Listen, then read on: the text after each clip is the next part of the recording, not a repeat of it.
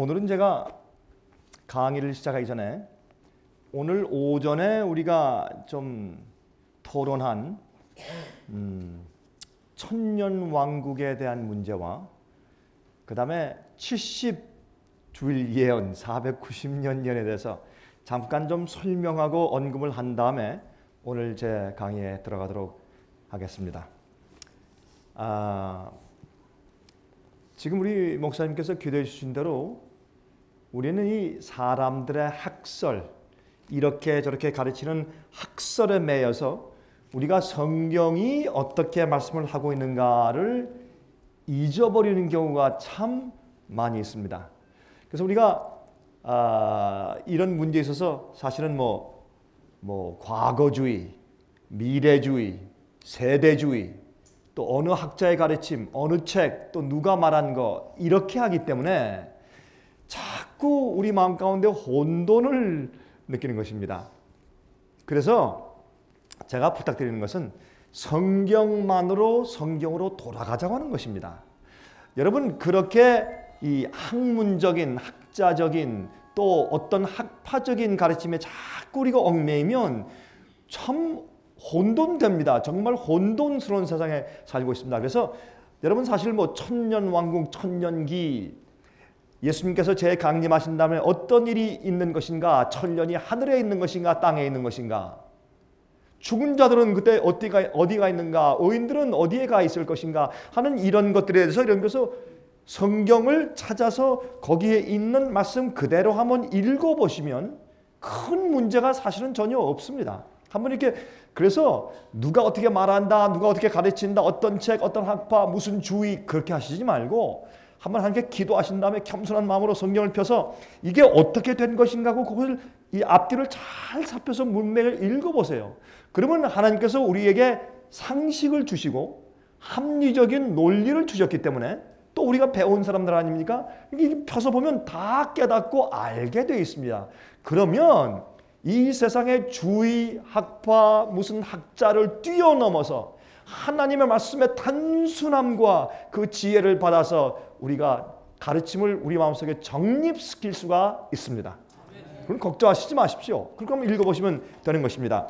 먼저 여러분께서 요한계시록 20장을 보시면 거기에 천년이 참에, 아까 제가 이제 읽어드렸지만 천년이 참에 곡과 마곡의 전쟁이 있기 때문에 천년이 참에 새 하늘과 새 땅이 된 이 세상에 새 예루살렘이 도래하고 그를 향해서 부활한 둘째 부활에 일어난 악인들을 다시 선동해서 마지막 한 번 또 전쟁이 있는데, 그래서 하늘 우주 거민들과 천사들에게 하나님께서는 자 보아라, 내가 이들을 왜 구원할 수 없는지, 왜 이들이 영원히 멸망당해야 하는지를 주님께서 현시에 보여주시는데, 그렇게 함으로 사실은 하나님께서 심판하시고 책의 모든 것을 기록하신 이유가 우리가 이해되도록 성경에 설명되어 있고,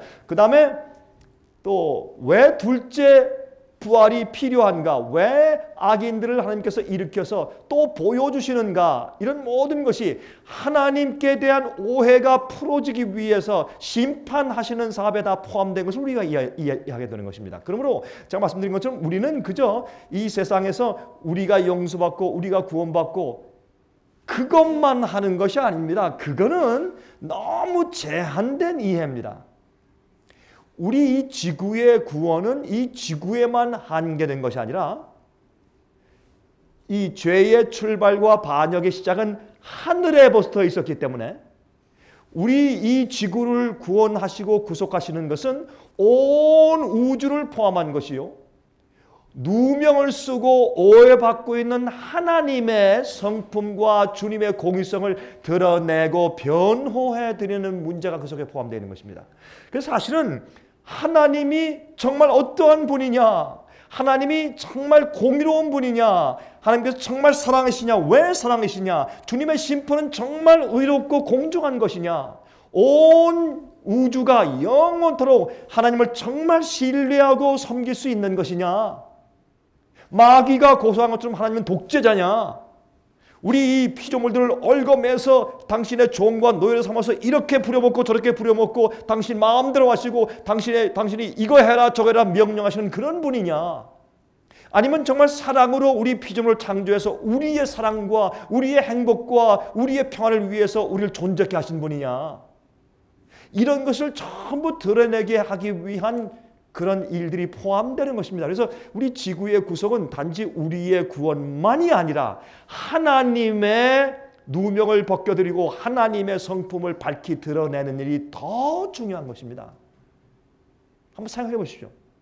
그렇게 이해하고 나면은 나의 구원, 나의 용서, 나의 영생 그거보다 하나님을 위해 살고자 하는 마음이 가득 차게 되고, 그렇게 되면 하나님을 먼저 이해해야 돼. 하나님이 어떤 분이냐 말이에요. 나에게 주님은 어떤 분이신가라는 걸 이해한 다음에 하나님을 위해서, 그래서 그 요한계시록 14장에 어린 양이 어디로 인도하든지 따라가는 자라, 앞으로 영생을 얻은 다음에 온 우주를 따라갈 뿐만 아니라 이 땅에서 예수님께서 어디로 인도하는지 따라가는 경험을 했던 종들이 나중에 어린 양을 따라서 어디든지 간단 말입니다. 그런 사람들이 준비되면 그것을 성경에는 14만 4천이라고 불렀는데, 그런 종들이 준비되면 그런 종들의 신뢰와 믿음 때문에 더 이상 우주의 반역과 죄가 다시 일어나지 않습니다. 성경에 다시는 반역이 일어나지 않는다고 말했잖아요. 그래서 이런 것들은 구속받은 인류들, 그 구원받은 사람들의 성품 때문에 우주가 감탄을 해요. 천사들이 감탄해요. 야, 정말 이럴 수가 있느냐. 여러분 그 요한계시록 보시면 요한계시록에 세 가지의 이적이 등장해요. 그렇죠? 세 가지의 이적이 있어요. 요한계시록 12장 보면 하늘에 이적이 보이니 한 여인이 있는데 그 면류관을 썼고 12별이 있더라. 그 여인이 달을 밟고 뒤에서 해가 비치고 있고, 그렇게 말씀되어 있어요. 그것은 초대교회를 상징해요. 달로 상징된 구약시대와 구약시대 그림자의 가르침을 제도들과 옛날에 모세 율법들을 가지고 있는, 그것은 태양이신 오는 하나님의 빛을 반사하는 역할을 맡는데, 그림자 역할을 맡는데, 이젠 정말 새 시대가 도래해요. 신약 시대가 도래해요. 그러면 그 여인이 등장할 때 내가 보니 하늘에 이적이 보이는데 그랬습니다. 그거 왜 이적이냐면, 이 세상에 그렇게 타락하고 악한 사람들이 하늘이 볼 때 어쩌면 저렇게 아름다운 세마포 옷을 입고 저렇게 정결한 처녀가 되었는가 깜짝 놀래요. 그래서 천사들이 뭐라고 합니까? 야, 저거 이적일세. 저 참 기적이야. 하나님의 구속 사업과 구속의 파워가 저렇게 강력하구나. 그러니 예수님께서 십자가의 능력을 통해서 구속하신 자들은 우리 이웃이 돼서 영원히 같이 살아도 이젠 안전하겠구나. 왜냐하면 천사들을, 자기 천사장이었던 루스벨을 잃어버리고 자기 친구들을 3분의 1을 잃어버렸어요. 그러니 얼마나 가슴 아파요. 그리고 두려워요.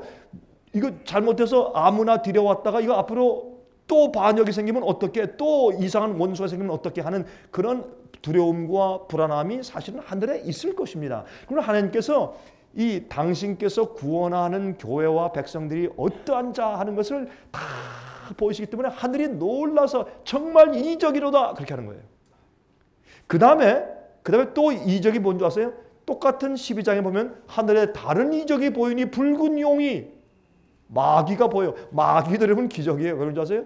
그렇게 깨끗하고 완전한 하나님의 빛 가운데서 타락을 했어요.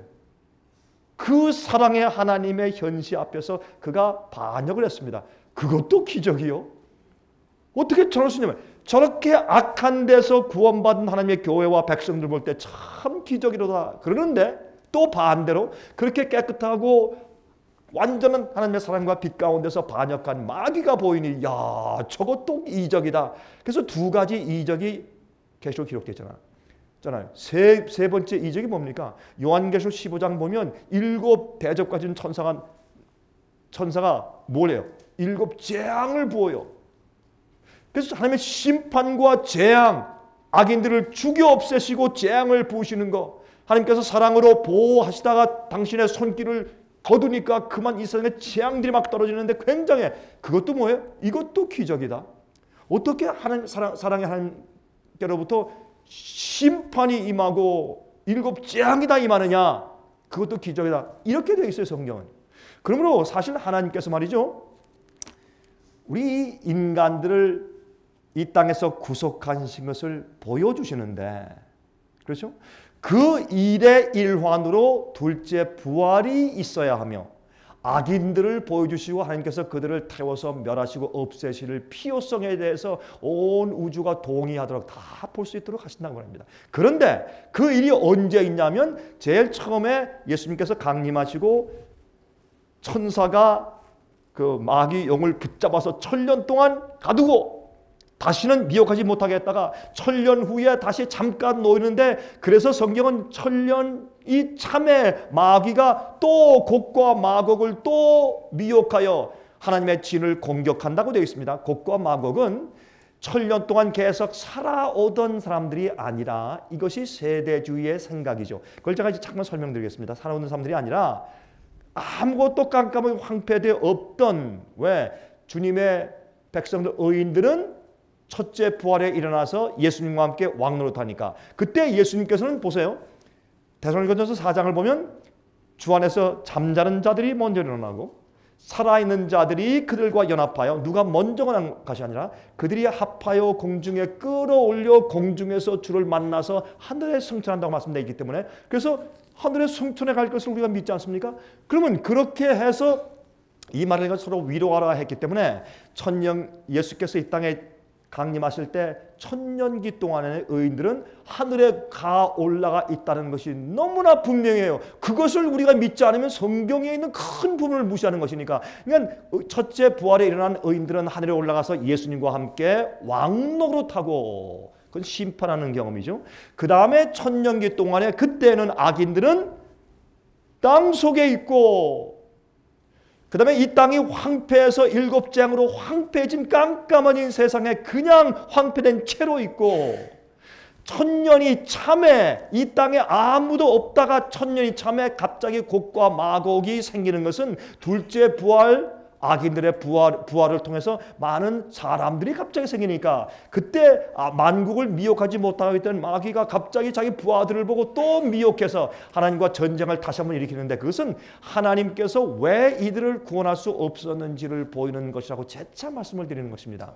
자, 그런 다음에 그때 무엇이 내려옵니까? 새 하늘과 새 땅이 되는데 새 예루살렘이 내려올 때, 그때 예수님께서 드디어 뭘 하십니까? 흰 보좌에 앉아서 심판하시는 이야기가 20장에 기록되어 있고, 그 다음에 새 예루살렘이 내려온 다음에 이 세상에 하나님께서 우리와 같이 장막을 치고 사시는 것으로 설명되어 있기 때문에, 하나님께서 이 지구로 당신의 본부를 옮기시는 것으로 우리가 이해해도 큰 문제가 없다고 말입니다. 그런데 여기에 자, 이만큼만 제가 다시 또 복습을 해놓고 잠깐 말씀드릴게요.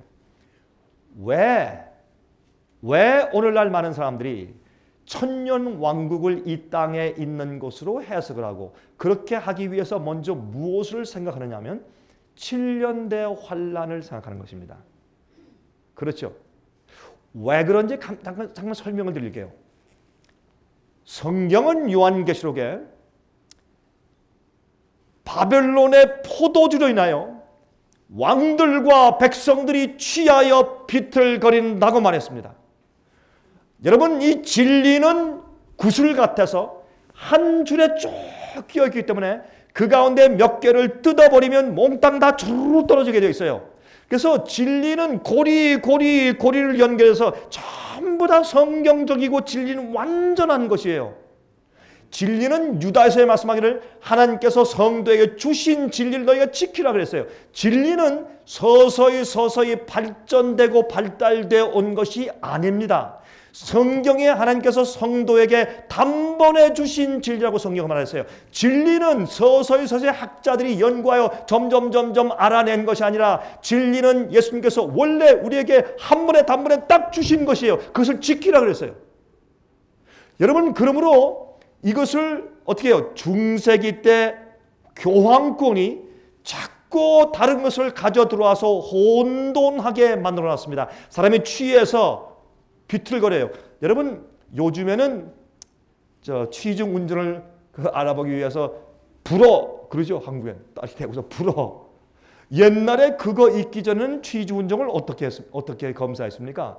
여러분 그 미국에서는 말이죠. 한국엔 모르겠습니다. 저는 미국에서 오래 살았으니까 미국에는 이렇게 사람은 무조건 밤에 딱 세워가지고 내려가가지고 이제 검사할 때 차를 쭉 세워놓고 운전수 나와. 그래가지고 이 아스팔트에 분필로 하얀 걸로 줄을 쭉 그은 다음에 이렇게 해요. 한쪽 팔을 이쪽으로 이렇게 벌리게 하고 한쪽 손은 코를 잡게 하고 이렇게. 그리고 걸어! 이렇게 해서 걸으면 술 먹은 사람은 걸을 수가 없어요. 가다가 이렇게 하기 때문에 못 걷습니다. 그게 아주 과학적이에요. 이렇게 손을 벌리고 이렇게 코를 놔두면 절대로 똑바로 걸을 수가 없어요. 이 술을 취하면 여러분 바벨론의 포도주에 취하면 올바른 길로 갈 수가 없고 설교도 100% 온전한 진리의 말씀을 할 수가 없게 돼 있어요. 하나님께 대해서 곱게 하고 이 성경의 가르침에 그 똑바른 줄이 곱게 되어 있기 때문에 자꾸 흔들리게 되어 있습니다. 거기서 나와야 할 텐데 여러분 옛날에 counter reformation 다시 말해서 종교개혁이 있은 다음에 반종교개혁이 생겼어요. 그래서 이 반종교개혁하는 사람들은 어떤 사람들이냐면 교황권에게 충성을 다하는데 이 세상 어디 가든지 교황권을 향해서 대항하며 종교개혁한 사람들을 위해 찾아가지고 죽이고 암살할 것이요. 그 책들을 불태울 것이요. 그런 모든 서약과 함께 반종교개혁을 시작한 한 파가 있었는데 그것을 예수회라고 불렀어요. 어떻게 하필이면 예수회인지 모르겠어요. 영어로 제수잇 파가 생겼어요. 근데 이 제수잇파는 종교개혁을 해 나간 그 운동을 되돌이켜 반종교 운동을 해서 교황권으로 돌아오게 하기 위한 엄청난 일들과 음모를 꾸몄습니다. 그 중에 하나가 뭐냐면 제수의 신부 가운데 똑똑한 두 학자를 시켜서 과거주의와 미래주의를 만들었어요. 과거주의를 만든 사람은 알카잘 신부고 제수의 신부고 미래주의를 만든 사람은 리베라 신부예요. 이 사람들이 무엇을 했냐면 종교개혁을 할 때 그때 종교개혁을 할 중심 사상이 뭐냐면 성경에 나타난 작은 뿔, 성경에 나타난 짐승에 표할 때 이 적그리스도 죄의 사람은 교황이다 라고 하는 그 예언을 풀이한 것에 전부 동의했어요. 여러분 옛날 종교개혁자들 연구해 보십시오. 전부 다 연합해서 한 마음과 한 뜻을 가지고 이 존재는 교황권이다 라고 풀어서 다 가리켜서 그것 때문에 종교개혁이 크게 일어났어요. 믿음으로 말미암아서만 그것만이 아니에요. 성경 예언과 적그리스도의 정체가 무엇인가에 대해서 완전히 연합해 있었습니다. 자, 그렇게 하니까 이제는 반종교개혁을 하려면 어떻게 해야 돼요? 그게 아니야. 교황이 아니야. 적그리스도는 교황이 아니고 과거에 왔다가 갔다 미래가 아니다. 그게 과거주의예요. 그래서 시리아의 에피파네스 장군 그 왕 그것이 사실은 1260년 동안 1260년을 갖다가 이렇게 1261을 갖다가 이렇게 따지면은 옛날 성경에 있는 예언은 한 달이 30일이고 1년이 360일이었어요. 얘는 달력을 가졌으니까 그렇게 따져가지고 1260 하면 한 3년, 한 거의 4년 되는 그 실제 기간 동안에 유대에 내려와서 막 그냥 제단에서 양 잡지 말고 막 돼지로 제사하게 하고 이렇게 막 공격하고 핍박을 했던 에피파네스 왕에게 다 적용시켜서 그러므로 사실은 그 짐승과 그 적그리스도는 사실 왔다가 갔다.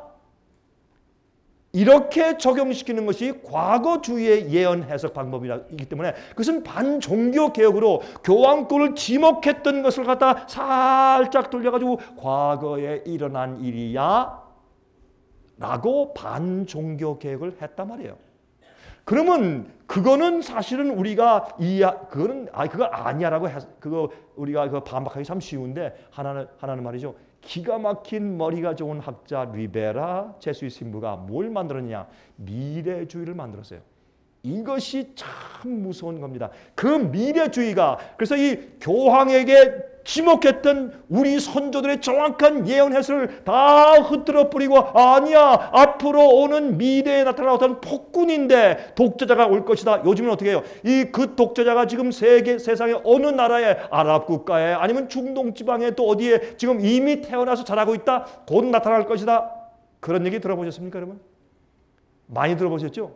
이렇게 해서 교황권에게 적그리스도는 교황권이야. 이게 짐승이고 작은 뿌리고 성도를 핍박하고 1260년 동안 핍박하고 이런 모든 정확한 예언을 갖다가 아니다. 교황이 아니고 앞으로 미래에 올 어떤 독재자다. 이렇게 해석해 놓아서 사람들에게 가르친 것이 미래주의입니다. 이 리베라 신부의 미래주의가 이렇게 개신교회 특별히 기독교를 이렇게 무섭게 흔들어 놓을 줄이야 우리가 어떻게 감히 과거에 짐작했겠습니까? 그 미래주의 가운데 특별히 뭐가 나온 줄 아세요? 마지막 7년 환란이 나와요. 7년 환란은 여러분들 돈이 좀 필요하시죠? 여러분 한 10억 벌고 싶은 마음 없으세요? 한 10억. 요즘에 한국에서 그러대요. 요새 10억이 없으면 은퇴하기 힘들다 그러대요. 신문에 제가 봤어요. 10억 정도 있어야지 은퇴한대요. 한국에서. 야, 한국 살기 좋아졌어요. 10억 있어야 은퇴를 하는데 옛날엔 1억만 있어도 큰 부자인 줄 알았는데 10억.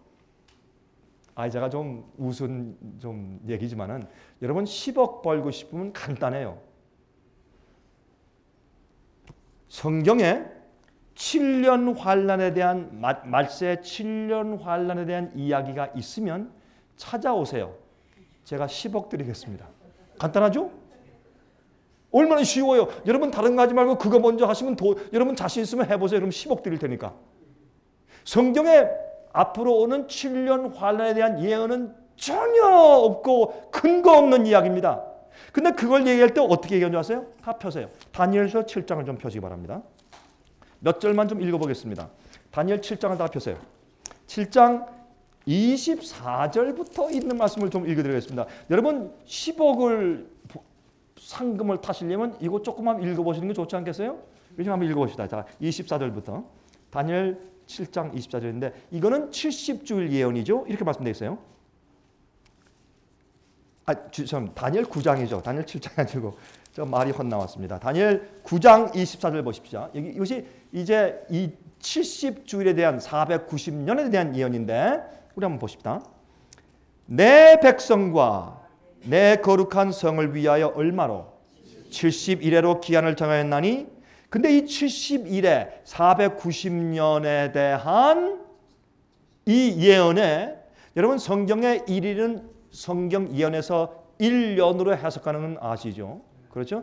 그렇게 안 하면 문제가 생겨요. 그런데 어떤 사람들은 그러면 6일 동안 창조했으니까 7년 아닙니까? 그게 아니라 성경 예언의 기간적인 예언에 적용할 때는 하루가 1년이라는 말입니다. 모든 걸 다 그렇게 풀려는 얘기 아니라 그래서 성경에는 민수기와 에스겔에 설명되어 있어요. 하루는 1년이 이렇게 설명되어 있는 것입니다. 자, 그래서 여기 보면 70일에 77, 49 그래서 490일이니까 490년 예언인데 하나님께서 포로로 잡혀가 있는 유대인들에게 어떻게 해요? 내가 너희들을 다시 돌아가게 해서 성전을 재건하라는 명령 날 때부터 시작해서 490년 동안 내가 너희에게 은혜 기간을 다시 주겠다. 그런데 이 기간 동안에 어떤 일이 생기는가 보십시다.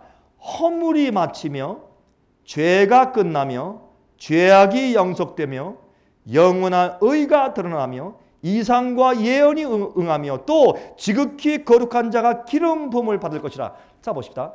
기름 부음을 받은 자를 헬라 말로 말씀해 보세요. 기름 부음 받은 자의 헬라의 뜻이 뭡니까? 그리스도. 그러면 기름 부음 받은 자의 히브리 말은 메시아. 그렇죠? 메시아 그리스도가 일어나는데 이 메시아 예수님이 예언이 어디 포함되어 있냐면 490년이라는 기간 예언 속에 포함되어 있단 말입니다. 그렇죠? 자, 그러면 이 예언은 예수님이 구세주로 이 땅에 성육신을 하실 것에 대한 기간에 대한 예언이에요. 자, 잘 보세요. 자, 그러므로 너는 깨달아 알지니라. 예루살렘을 중건하라는 영이 날 때부터 기름 부음을 받은 자 곧 왕이 메시아 예수님입니다. 일어나기까지 7일에와 62일에가 지날 것이요. 이건 무슨 말이냐면 62주 더하기 7주니까 몇 주입니까? 69주. 그러면 69 곱하기 7은 여러분 그 국민학교 산수입니다. 빨리 해보세요. 69 곱하기 7. 예? 483년. 그렇잖아요? 왜냐하면 70주일 하면 490년이니까 일주일 빼면 483년 아니에요. 맞습니까? 그러면 이 예루살렘이 중건하라는 명령이 날 때부터 490년이 시작될 텐데 여기에도 세 가지 명령이 있었어요. 고레스 왕의 명령이 있고 다리오 왕의 명령이 있고 아닥사스다 왕의 명령 세 가지의 명령이 있었는데 여기 보면 거리와 해잘 이루고 성이 다시 중건되기 때문에 이건 무슨 말인가 하면 성소만 지어진 것이 아니라 예루살렘 성곽과 도시가 다시 재건되어서 독립국가로 인정을 받았어요. 근데 고레스 왕과 다리오 왕 때는 너희 성전 지으라고 도와줬지만 그게 아니라 아닥사스다 왕 때, 그게 에스라 7장에 보면 이 아닥사스다 왕 7년에 돈을 주고 다 사람들을 다 제사장까지 보내가지고 너희들 가서 너희들 나라를 세워라, 가서 성전을 지어라라고 완전히 독립국가로 인정해준 명령이 생겨요. 그것이 성경의 에스라서 7장에 나오지 않습니까? 그게 아닥사스다 왕 7년이에요. 그러면 그때 성전 중건하라는 여기에 합당한 요 문명에 합당한 명령이 날 때부터 그거는 BC 457년이었어요. 그때부터 시작해서 483년을 가면 누가 일어난다? 메시아가 일어난다. 그때가 성경에 보면 그때 누가복음에 보면 누가복음 3장에 그때 누구 때 로마 황제 누구 때 몇 년 딱 나와서 로마에 달력보면 그것이 AD 27년인데 그때 예수께서 요단강에 가서 침례받고 올라오실 때 성령이 충만하게 기름 부었는데 그것을 가리켜서 사도행전 10장에 말씀하신 것입니다. 그래서 성령의 기름 부터해서 기름 부음 받은 자 드디어 메시아 봉사잡을 시작하시는 일이 시작됐기 때문에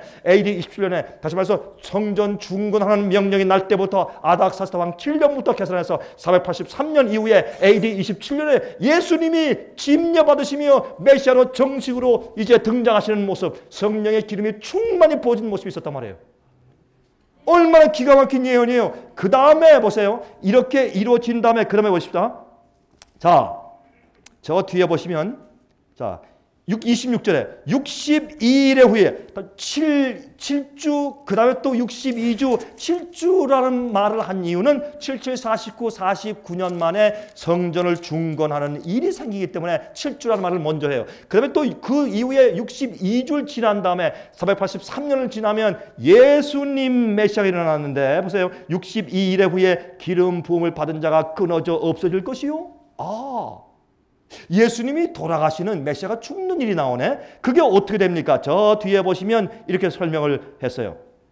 62일 후에 기름 부음을 받은 자가 끊어져 없어질 것이요 했는데 27절에서 설명하기를 그가 장차 많은 사람으로 더불어 한 일해 동안의 언약을 굳게 정하겠고 왜 62주 7주면 69주만 말하느냐 말이에요. 마지막 일주일 7년이 너무 중요하니까 일주일 7년에 그 마지막 한 일해 동안의 언약을 굳게 정하겠고 그가 일의 절반에 7년의 중간에 다시 말해서 3년 반 마지막 주간 1주 7년 남을 때 3년 반 됐을 때 어떻게 해요? 그가 일의 절반에 제사와 예물을 금지할 것이며 이건 무슨 말인가 하면 어떤 사람은 이걸 가지고 적그리스도라 그래요. 이건 참 오해하는 거예요. 그 잘못된 거예요.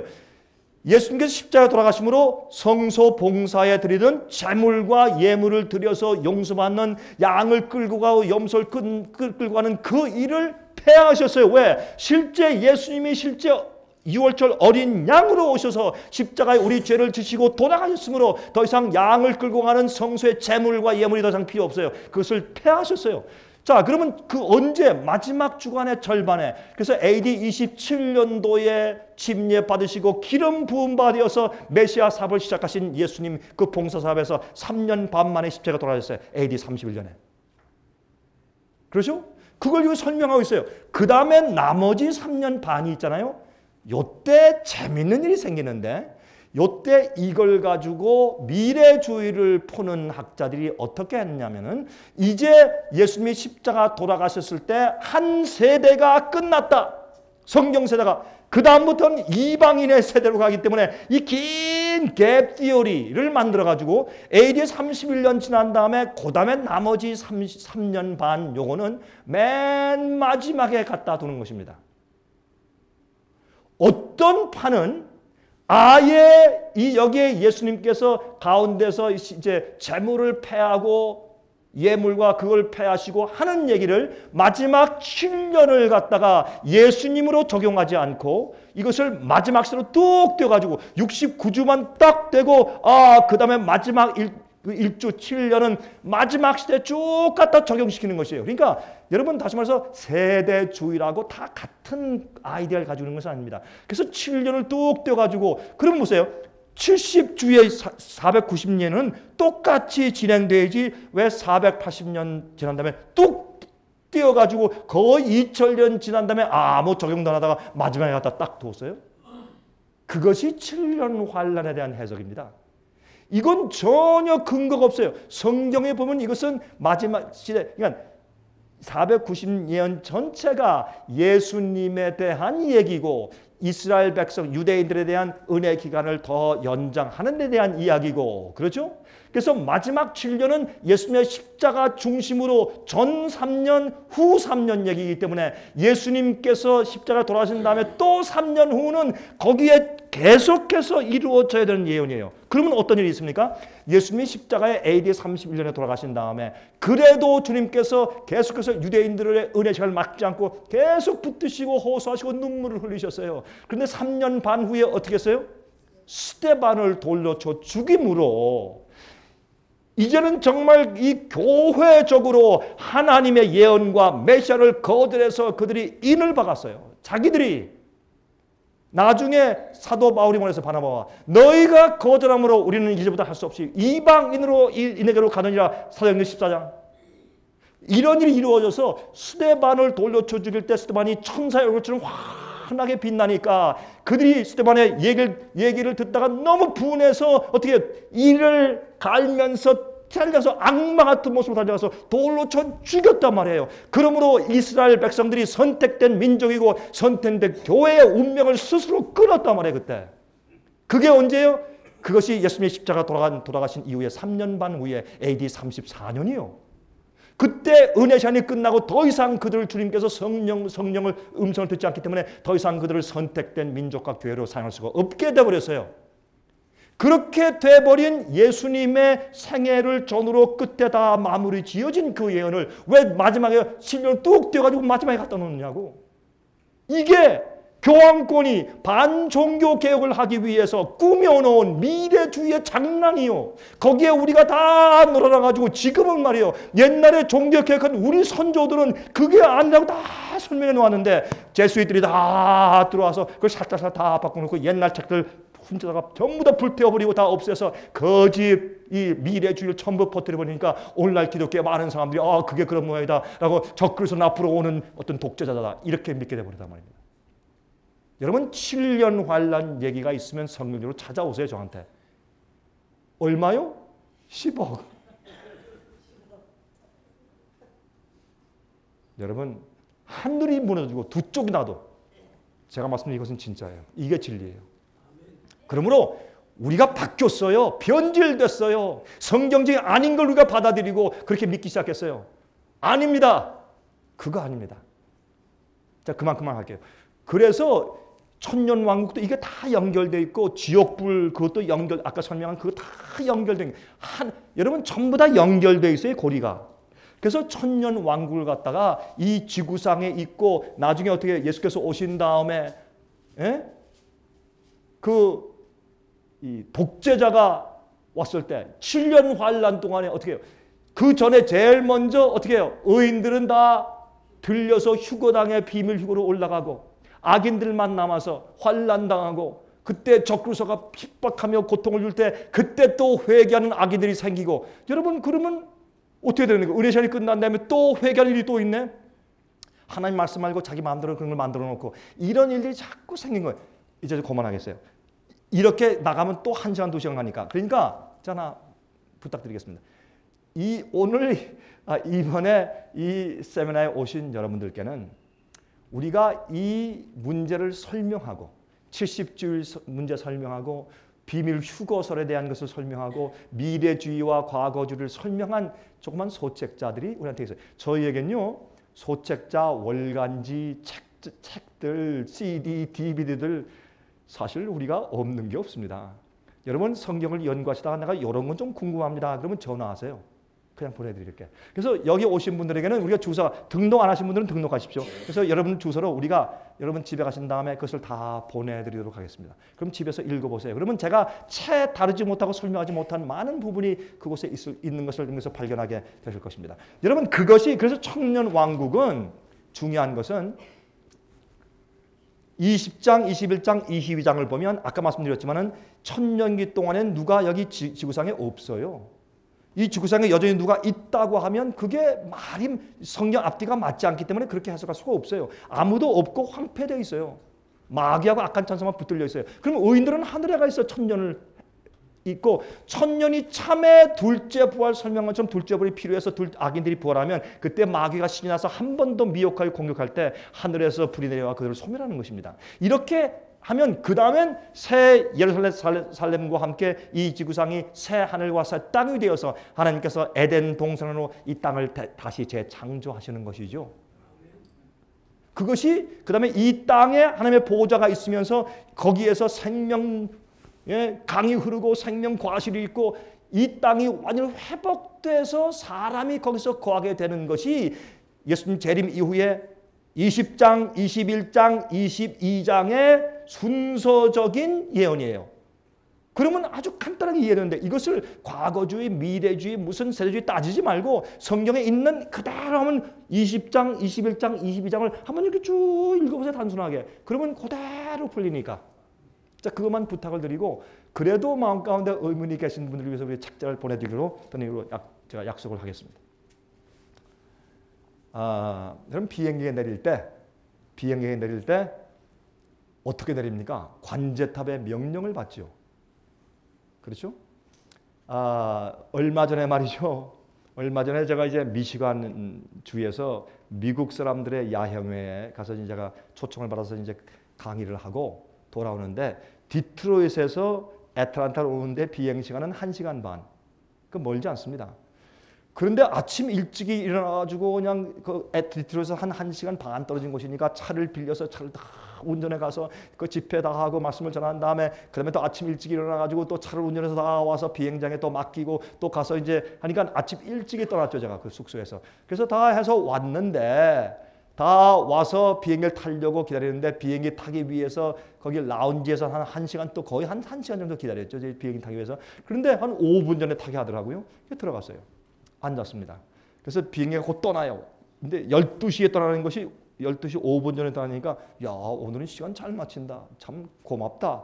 그러고서 떠났는데 조금 가다가 활주로에 가려고 하더니 또 방송에 들려 죄송합니다. 애틀랜타 지역에 폭풍이 왔답니다. 못 갑니다. 우리 1시간 기다려야 합니다. 그러니까 다시 돌아오지도 못하고 활주로 옆에 이렇게 대들이 거기서 1시간 동안 있으래요. 그러니까 얼마나 힘들어요. 이거 비행기 속에서 말이죠. 여러분 우리가 어디에 간다고 해서 목적지에 간다 얼마 걸린다 떠났다 그러면 기대할 수 있어요. 언제쯤 내린다 우리 알 수 있는데 언제 떠날지 모르고 무작정 기다리면 그거 참 힘들고 지루해요. 근데 여러분 저는 한국 사람 치고는 키가 작은 사람이 아니지 않습니까? 저는 이 다리가 조금 긴 관계로 전 비행기 좁은 데 앉아서 이러고서 몇 시간 있으면 참 남들보다 조금 더 힘들더라고 저는. 그래서 이 미국에서 한국 오는데 14시간씩 15시간씩 타면 참 어렵습니다. 이 다리가 어떤 때는 이 마비되는 것 같아요. 그것도 한두 번 해야지. 예, 전 너무 자주 하니까 중국도 가고 여기도 가고 어떤 말레이시아도 가고 말이죠. 남미도 가고 뭐 유럽 가고 그러니까 비행기 여행을 오래 하니까 좀 그래요. 근데 1시간 기다리고 나서 또 왔어요. 이제 확성기로 죄송합니다. 1시간 더 기다려야 되겠습니다. 이거 죽겠어요. 여러분 떠나면 아는데 언제 떠날지 모르게 기다리는 거 이것처럼 우리가 힘들 수가 없어요. 예수님이 속히 오신다고 했는데 속히 오신 줄 알았는데 안 오셔. 그냥 그 날과 시를 모르며 기다리는 동안에 문제가 생겨. 아프고 배반하고 싸우고 별일 다 생기고 교회가 깨지고 새로운 교회 별일 다 생기고 고통 생기고 뭐 암이 걸리고 막 그러니까 기다리는 동안이 힘든 거예요. 예수님 언제쯤 오신다 그거 알면 어때요? 훨씬 낫죠. 자 그래서 1시간 기다렸어요. 또 조금 있다가 1시간 더 기다리래요. 이거 딱 죽겠어요. 그런데 이제 떠나가면 된답니다. 이젠 폭풍이 다 지나갔기 때문에 이제 와도 된다고. 오케이, 사인이 왔습니다. 가겠습니다. 그런데 떠나다가, 그런데 오른쪽을 다 보시기 바랍니다. 창문을 통해서 오른쪽 다 보니까 이 비행사가 하는 얘기가, 자 보십시오. 지금 이렇게 돼서 비행기가 뜨려고 너무 많이 밀려 있으니 뜨는 데까지 또 1시간 걸리겠습니다. 그 비행기 꼭 빠져서 4시간 걸려요. 4시간. 죽겠어요 아주. 그래서 아침에 일찍 떠났는데 밤에 도착했어요. 집에 가니까. 그런데 왜 그런가? 왜? 비행기는 관제탑의 명령에 정확히 따라야 돼요. 떠나라? 오케이, 떠나고, 그 다음에 어떻게 활주로에 빨리 가라 그러면 달려가지고 또 떠요. 가다가 또 내리지 못한다 그러면 내리지 못하고 그 창구에서 1시간씩 뱅뱅 돌아. 여러분, 저는 그럴 때 가끔 있었어요. 어떤 문제가 생기고 비행기가 막 밀려 있으면, 애틀란타 공항은 세계에서 제일 바쁜 공항 가운데 하나예요. 그러니까 비행기가 내리는데 30초에 한 대씩 내리고 떠요. 30초에. 얼마나 바빠. 그러니까 비행기가 밀리면요, 지금 못 내립니다. 못 내리니까 하늘 위에 있어. 돌아. 10바퀴 돌아. 이래요. 관제탑에서. 그러면 뭐 돌이 없어요. 10바퀴를 돌아야 돼. 왜요? 그래야 사는 거예요. 안 그러면 죽어요. 사고나 큰일 나요. 여러분, 비행기 사고보다 자동차 교통사고가 훨씬 많습니다. 근데 문제는 자동차 교통사고를 당했을 때 죽는 경우가 많지 않은데 비행기는 떨어지면 죽어요. 그래서 관제탑 명령에 정확하게 복종해야 돼. 이것을 가지고 우리가 뭐 이렇게 할 수 있어요? 아이고, 저 율법주의자 바리새인 뭐 맨날 그 얘기를 들어 그냥 내려. 그럴 수 있어요? 안 돼요. 그러면 죽는 거예요. 여러분, 하나님의 백성이 마지막 시대 주의 말씀을 순종한다고 주의 말씀대로 산다는 것은 그런 것을 의미하는 거예요. 생각을 하셔야 돼요. 자, 보세요. 비행기가 잘 이렇게 내리는 것은 관제탑의 명령에 따라서 순번대로 탁탁탁탁 순종해서 내리는 것이에요. 그래서 무사히 도착을 하죠. 그때 어떻게 소리할 때? 고맙습니다. 관제탑에서. 순종해줘서 고맙습니다. 예, 우리 같이 살았습니다. 그러면 관제탑은 왜 존재해요? 그 까다로운 명령, 떠나지 마시오. 4시간 기다리게 하고, 어떤 때는 회항하게 하고, 어떤 다른 공항에 내리게 하고, 어떤 때는 내리지 못해서 하늘에서 뱅글뱅글 돌게 하고. 그거 왜 그래? 그 안에 있는 생명을 살리려고 그러는 것이요. 여러분, 성경에 있는 예언과 모든 말씀들은 우리가 마지막 시대 그 위험한 고비고비 지날 때 위험해, 여기 가면 원수가 있어, 이런 일이 생길 것이야, 조심해, 순종해, 그렇게 하기 위해서 예언을 주시고 말씀대로 살라고 순종하라고 주신 것이에요. 순종하는 백성이 마지막에 산다는 이유가 거기에 있는 것입니다. 우리를 고생시키기 위해서, 우리를 노예 만들기 위해서 아닙니다. 우리를 살리기 위해 생명을 주기 위해서 관제탑에 있는 것처럼 주의 말씀의 명령이 있는 것입니다. 여러분, 그래서 이 조종사들은 어떻게 해요? 정확하게 관제탑에서 말하는 대로 운행을 하는데, 우리가 이런 비행사 가지고 아이고 저 율법주의자 꼭 뭐 꼬장꼬장해 뭐 그렇게 그대로 해, 좀 적당히 알아서 하지, 그렇게 안 한단 말이에요. 진리의 관제탑이 있어요. 성경 말씀이에요. 진리예요. 여러분, 제가 하나님의 말씀을 제가 설명드리면서 오늘은 제가 이런 제목을 붙이지 않습니까? 참된 목자들이 전하는 기별에 대해서 제가 이번에 강의를 하면서 오늘은 그 3번째 강의로, 그 제목이 사실은 이건 제가 2라고 썼지만 이게 3번째 강의예요. 제가 이거 바꾸게 되겠습니다. 알곡을 추수하는 기별. 자, 그럼 우리가 어떤 기별을 전해야 알곡이 추수가 될까? 알곡과 가라지를 주님께서 나누시고 양과 염소를 나누시는데, 의인과 악인을 나누시는데, 부활이 2가지가 있어. 의인의 부활이 있고 악인의 부활이 있는데, 이렇게 알곡을 추수하기 위해서 하나님과 함께 우리가 동역을 해야 할 텐데, 어떤 진리와 어떤 기별을 전해야 알곡이 무르익어서 인쳐지는가 말이에요. 하나님께서 우리에게 어떤 기별을 맡겼길래 우리가 무엇을 설교하고 가르쳐야 알곡이 준비되느냐 말이에요. 이건 중요하지 않습니까? 자, 이 알곡을 추수하는 기별이 이렇습니다. 우리 한번 성경을 펴서 이제 봅니다.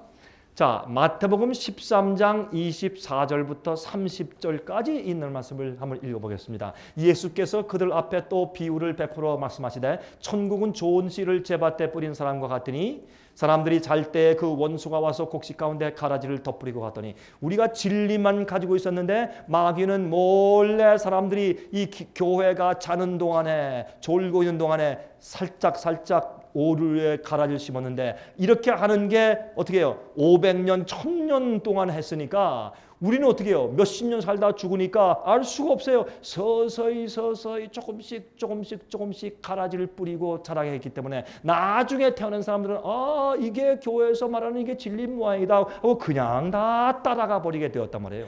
그것을 우리가 성경 말씀대로 깨닫고 알아내야 된다 그 말입니다. 자, 싹이 나고 결실할 때 가라지도 보이거늘 집주인의 종들이 와서 말하되 주여 밭에 좋은 씨를 심지 않았나이까? 그러면 가라지가 어디서 생겼나이까? 주인이 가로되 원수가 이렇게 하였구나. 종들이 말하되 그러면 우리가 가서 이것을 뽑기를 원하시나이까? 주인이 가로되 가만두어라. 가라지를 뽑다가 곡식까지 뽑을까 염려하느라. 그래서 지금 이 오늘날 교회 안에 참 백성과 가짜 백성이 같이 어울려서 예배드리고 기도하고 새벽기도를 다니고 있어요. 어떤 땐 잘 구분이 안 돼. 무엇을 할 때 구분돼요? 하나님의 진리 알고 위한 진리의 검을 갖다 딱 대니까 딱 쪼개져요. 누가 알고 누가 가라진가 딱 드러나요. 주의 말씀을 적용시킬 때 그 말씀을 받느냐 받지 않느냐로 자기 속에 있는 내가 하나님 백성인가 아닌가가 폭로된단 말이에요. 무엇으로? 진리로. 말씀으로. 그러면 어떤 말씀이 그 중에 가장 날카로운 검이냐 말이에요. 주의 말씀은 그 양날이 서 있는 좌우에 날선 검인데 어떤 검? 우리 그걸 좀 보려고 하는 것입니다. 주인이 가로되 가만두어라. 가라지를 뽑다가 곡식까지 뽑을까 염려하노라. 둘 다 추수 때까지 함께 자라게 놓아두어라. 추수 때 내가 추수꾼들에게 말하기를 가라지는 먼저 거두어 불사르게 단으로 묶고 곡식은 모아 내 곳간에 넣으라 하더라. 그러니까 이 알곡과 가라지 진짜 참교인과 아닌 사람들을 주님께서 나누는데 언제? 세상 끝에. 이 오순절 때 초대교회는 진리와 복음을 뿌리는 시대였어요.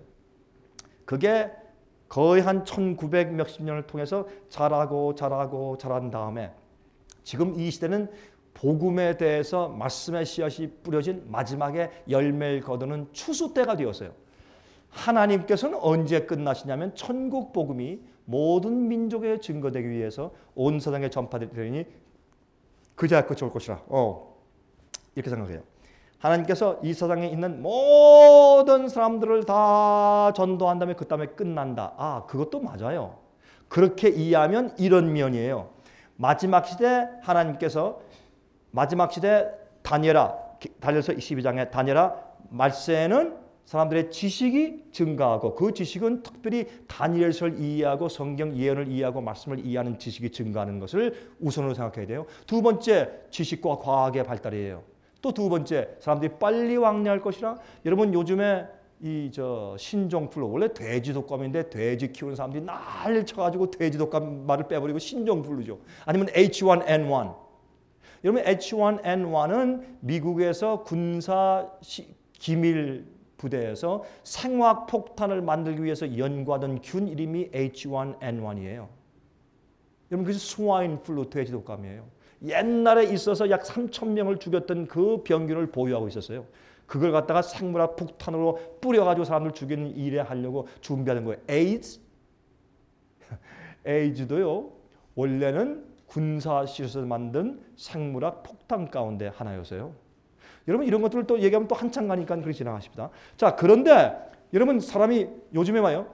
멕시코 시티에서 생긴 것이 세계에 꽉 퍼져가지고 지금 한국에 10,000명 이상이 걸렸다 그러죠. 지금 수백 명이 죽었고 그 다음에 제일 많이 걸린 곳이 어디냐? 미국이에요. 100만 명이 넘었어요. 죽은 사람들이 지금 엄청나게 늘었어요. 지금. 자, 근데 왜 그래요? 빨리 왕래하니까. 그게 드러나기 전에 비행기를 타고 다른 데 가니까 세계 온 군데 퍼져버렸잖아요. 왜? 빨리 왕래하니까. 그러니까 하나님께서는 마지막 시대 과학 지식이 발달하고 빨리 왕래하면 똑같이 죄를 공유해. 미국에서 노래하는 그 참 미친 것 같은 음악이 그 다음날 한국에 오고 그 다음에 또 이상한 의상이 파리 갔다가 그 다음날 오고 이래서 빨리 왕래하고 지식이 증가하면 이것 때문에 죄악과 타락이 빨리 전파되어서 스스로 원자폭탄도 빨리 전파되어서 스스로 참멸할 수밖에 없게 금방 되어버리니까 하나님께서 인류의 6천년 역사 가운데서 그것을 막으시다가 세상 말세가 되면 어떻게 해요? 지식이 증가하고 빨리 왕래하게 잠깐 동안 허락하세요. 지난 100년 동안의 사람들이요, 말 타고 가는데 지금 로켓을 타고 가는 시대로 100년 동안 갑자기 그렇게 증가했어요. 그게 무슨 뜻인 줄 아세요? 이젠 말세예요. 이 빨리 지식이 증가하고 빨리 왕래하는 것을 통해서 하나님께서 역으로 이용해서 복음 사업이 한 시대에 끝나도록 하시는 것이에요. 그래서 옛날에 50년 전, 100년 전만 해도 한 시대에 모든 민족의 증거되기 위해서 온 세상에 복음이 전파되니 그자 끝이 올 것이라, 이 예언이 이루어질 수가 없었어요.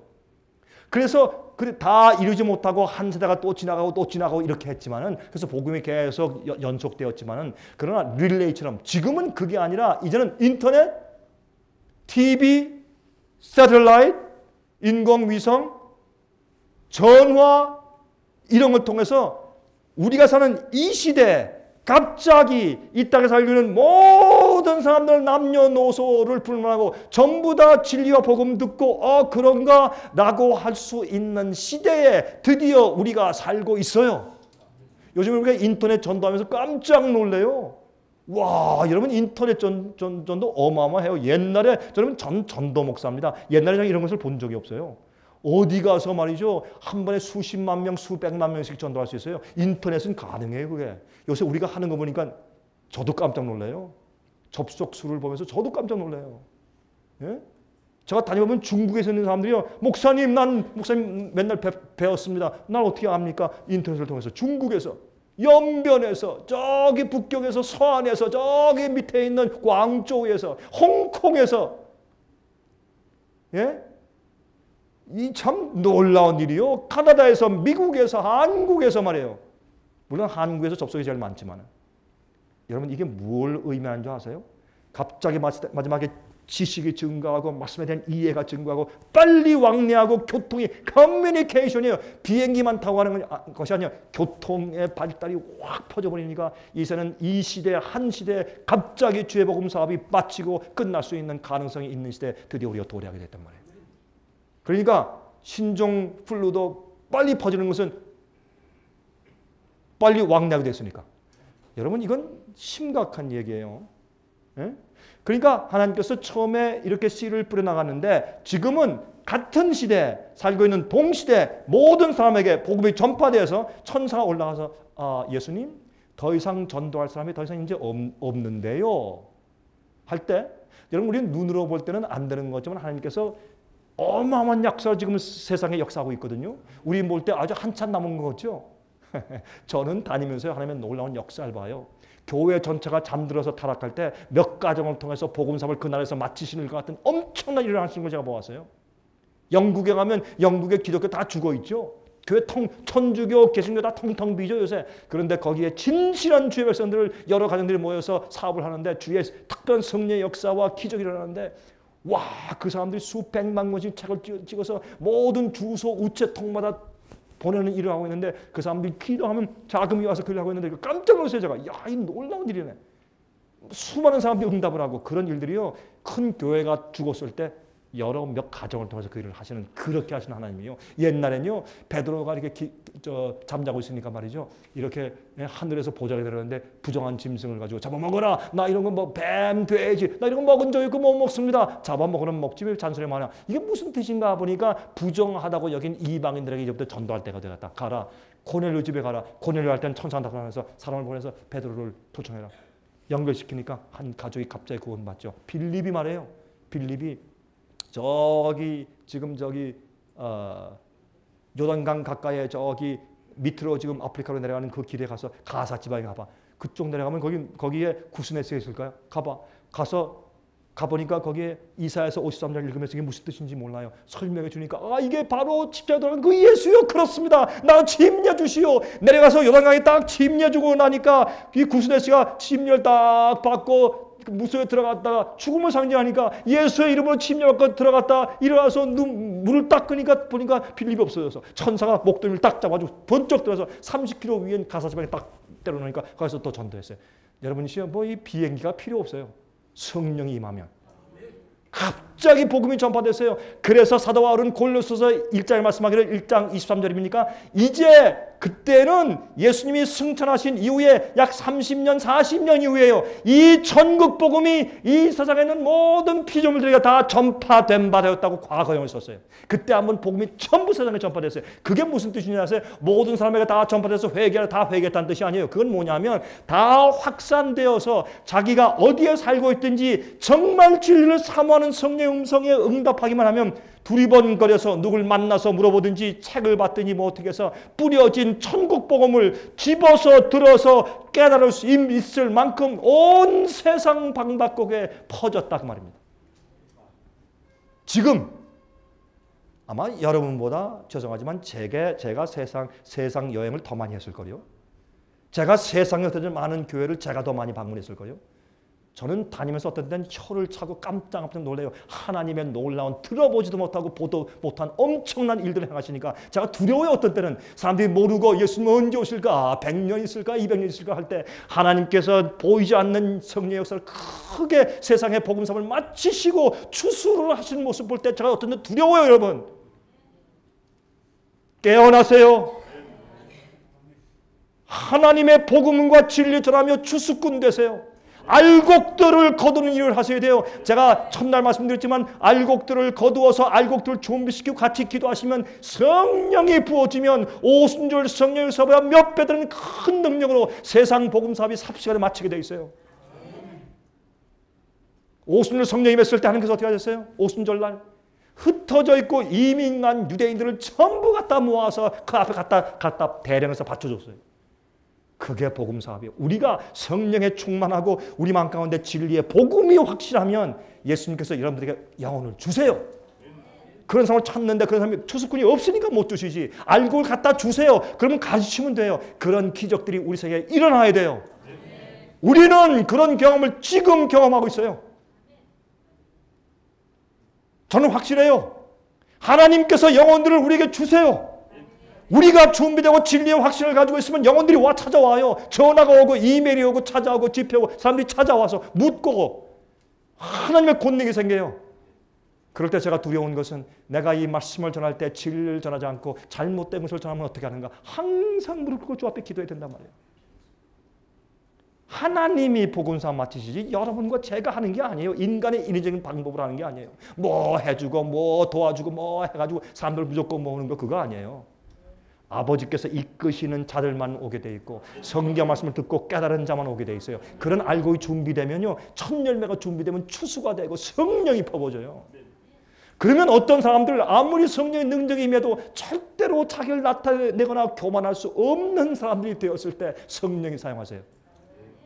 여러분 제가 늘 얘기하죠. 교만은요.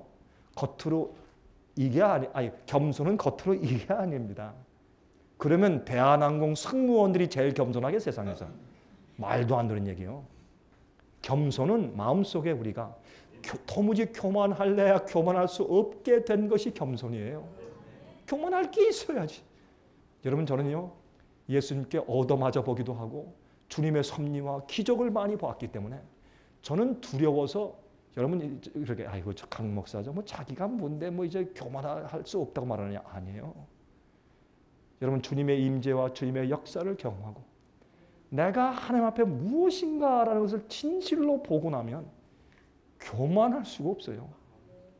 어떤 일을 행하거나 뭐 한 다음에 내가 크레딧을 한국말로 뭐라고 번역해야 돼? 그걸 내가 뭐 이뤘다 하는 내 뭐 있잖아요 그거 크레딧 자기 공로 뭐 했다 이런 거 그런 걸 내가 했다고 이렇게 가져올 수가 없어요. 두려워서 하나님의 역사를 보고 나면 어떻게 그게 가능해? 제가요 물론 미국에 오래 살았지만 제가 한 번은요 외국 사람 한 번은 제가 아프리카에 갔는데 교인들이 모였는데 목사들 앞에 쫙 있고 한 1,500명 600명이 모이니까요 그 큰 강당에 꽉 모였는데 끝에 사람들이 보이질 않아요. 사람들이 많이 긴 강당인데 근데 다 까만 사람들이니까 정말 깜깜해. 이렇게 올라와서 또 보니까 깜깜해요. 근데 어떤데 이게 설교하다가 보니까 사람들이 웃잖아요. 웃는데 흑인들이 웃으면 이빨이 하얗잖아요. 하얘니까 얼마나 하얀지 몰라 이빨이. 그러니까 웃을 때는 하얗고, 그러니까 제가 보니까 이 얼굴들이 하얗다 감했다 하얗다 감했다 그래. 그런데 제가 한 번은 말이죠. 너무 중요한 마지막 준비되는 인침에 대한 그 기별을 전해야 되는데 제가 갑자기 피곤해지더라고요. 여러분 오늘 밤도 제가 좀 피곤. 하나님께 기도했어요. 내가 지금 몸이 피곤하고 골치가 좀 아픈데 하나님 어떻게 하면 좋겠습니까? 나를 좀 도와주셔야 합니다. 안 그러면 이 귀한 기별 전하는데 이 귀한 목사님들 오셨는데 내가 이거 빙빙 돌면 이거 되겠습니까? 그러니까 하나님 절 위해서 아니라 이거 하나님 손해입니다. 하나님 손해 아니에요. 그러니까 오늘 나 건강 주시고 내가 말씀 전할 때 깨끗한 머리 주세요. 그랬더니 지금 머리가 깨끗해. 아마 끝나면 또 골치 아플 거예요 또. 전 그런 경험 많이 했거든요. 그래서 거기서 그랬어요. 근데 그날 골치가 아프고 좀 이상하더라고요. 야, 이건 말씀을 잘할 수 없을 것 같아요. 그것도 영어로. 여러분 외국어로 설교해 보세요. 영어 회화는 괜찮아. 회화는 얼마나 하지. 근데 그거를 영어로 좋은 그 보캐블러리 단어를 선정해서 그걸 딱 맞게 강의나 설교해 보세요. 그건 어려워요. 그건 쉽잖아요. 그거는 미국에서 태어난 사람이 가능한 거예요. 그냥 하면 좀 떠듬떠듬하고 그게 잘 앞뒤가 어떤 데는 안 맞고 어떤 데는 이 엉터리 잉글리시가 막 튀어나오고 그래요. 저는 미국에 살았으니까 잘 알잖아요. 저는 회화하는데 아무 문제 없는 사람이에요. 그런데 영어로 강의하고 설교할 땐 그게 아니에요. 여러분 전 영어로 설교하고 강의하는 거 연습 많이 했어요. 어떤 때는 제가 차 타고 가다가 막 Jesus Christ is going to come soon, my friend. 그 막 영어로 막 혼자 운전하다가 빨간불을 써서 막 연습하면 지나가는 차가 서가지고 다 쳐다봐요. 저 사람 뭐 정신 나가서 뭐 하는 거야 이렇게. 저 그런 경우 많아요. 그 다음에 제가 어떤 때는 샤워하는데 샤워하면서 내가 막 영어로 설교 연습을 하면 우리 집사람이 문 열고 여보 당신 지금 뭐 하는 거예요? 그래. 연습도 많이 했어요. 그러나 성령의 은혜가 있어야 돼요. 그날 제가 어떻게 나이가 들어서 미국 간 사람이 미국에서 태어난 사람처럼 영어를 할 수 있겠냐. 그건 불가능하잖아요. 그래서 하나님께 기도했어요. 하나님 여기 있는 이 목사들과 사람들이 이렇게 많이 있는데 하나님 이 중요한 진리 이거 잘못 전하면 하나님 손해니까 저를 도와주세요. 제가 뭐라고 하냐면 하나님 제게 방언의 은사를 주십시오. 방언의 은사를 주십시오. 근데 어떤데 그런 기도할 때는 제 주위에 아무것도 느껴지지 않아. 너무 간절해서 막 땀이 막 나. 간절히 주 앞에 나를 도와주셔야 합니다. 방언의 은사를 주십시오 하나님. 너무너무 애절하게 기도한 다음에 탁 일어나서 제가 올라서 했어요. Good morning my brothers and sisters. 그렇게 말하고 인사말 몇 마디를 딱 하고 나니까요. 혀가 풀려. 여러분 혀가 풀리는 거 경험하시죠? 혀가 풀리는데 여러분 설교할 때 경험하시잖아요. 이 혀 뒤에 있는 그 딱딱한 게 풀려. 그래가지고 혀가 하라고 아주 편해지고 갑자기 스트레스가 없어져요. 여러분 많은 사람 앞에 서면 목사님들 아무리 설교를 많이 해도 스트레스 있죠. 오늘 잘할까? 사람들이 이해할까? 스트레스가 없어지면서 편안한데 제 어깨에 있는 모든 짐이 다 날아간 것 같아. 편안하게 주님의 손 가운데 있는 것 같아. 얼마나 편안하고 감사하고 은혜가 넘치는지 제 속에서부터 말씀이 나오는데 영어로 성경 말씀이 영어로 외워서 막 튀어나. 제가 설교를 막 하면서 제 마음 가운데 야 내가 이렇게 영어를 잘하나? 그렇게 제가 느꼈어요. 그리고 영어가 튀어나오는데 말씀으로 1시간 거의 한 2시간 동안 120분 동안 바로 말씀을 전하고 그러니까 이게 우리가 말씀을 전할 때 어떤 생각이 떠올라 막 그걸 영어로 chain of thought 그래요. 이 말씀이 뭐 생각하면서 그게 생각나는 것이 입에 대체어서 혀로 해서 막 튀어나오는데 이건 폭포수야. 다 말씀드리고 May God bless you my friends 그러고 딱 앉으니까 아무도 안 움직여. 아무나 조용히 목사님들과 백성들이 조금 있으니까 사람들이 울더라고요. 여기서 흐느끼고 뒤에서 흐느끼고 여기서 흐느끼고 제가 가만히 보니까 제가 구경했어요. 가만히 보니까 성령이 떨어지는데 거기 있는 사람들이 다 흐느껴 울며 회개하더라고. 다 마음을 삼면서 그 회개의 역사가 쫙 퍼지는데 파도가 치는 것처럼 제가 눈에 보여 이렇게 진짜 눈에 보이는 게 아니라 성령의 역사가 쫙 지나가는 게 보여요. 저는 앉아서 뭐라는 줄 아세요? 하나님 이거 제가 한 거 아닌데 하나님 굉장하시네요 정말. 그건요 암을 고치거나 죽은 자를 살리는 것보다 더한 기적이에요. 영혼 살리는 실제 기적 아니에요. 그게 제 앞에서 쭉 퍼지는 걸 제가 봤어요. 전 그런 경우 한두 번 한 게 아니에요. 그 저는 하나님 앞에 잡힐 때 두려워서 전 무릎이 떨려. 어디 감히 내가 했다 그래. 어디 감히 내가 뭐 했다고 공로를 주장해. 뭐 얻어받으려고 어디 감히.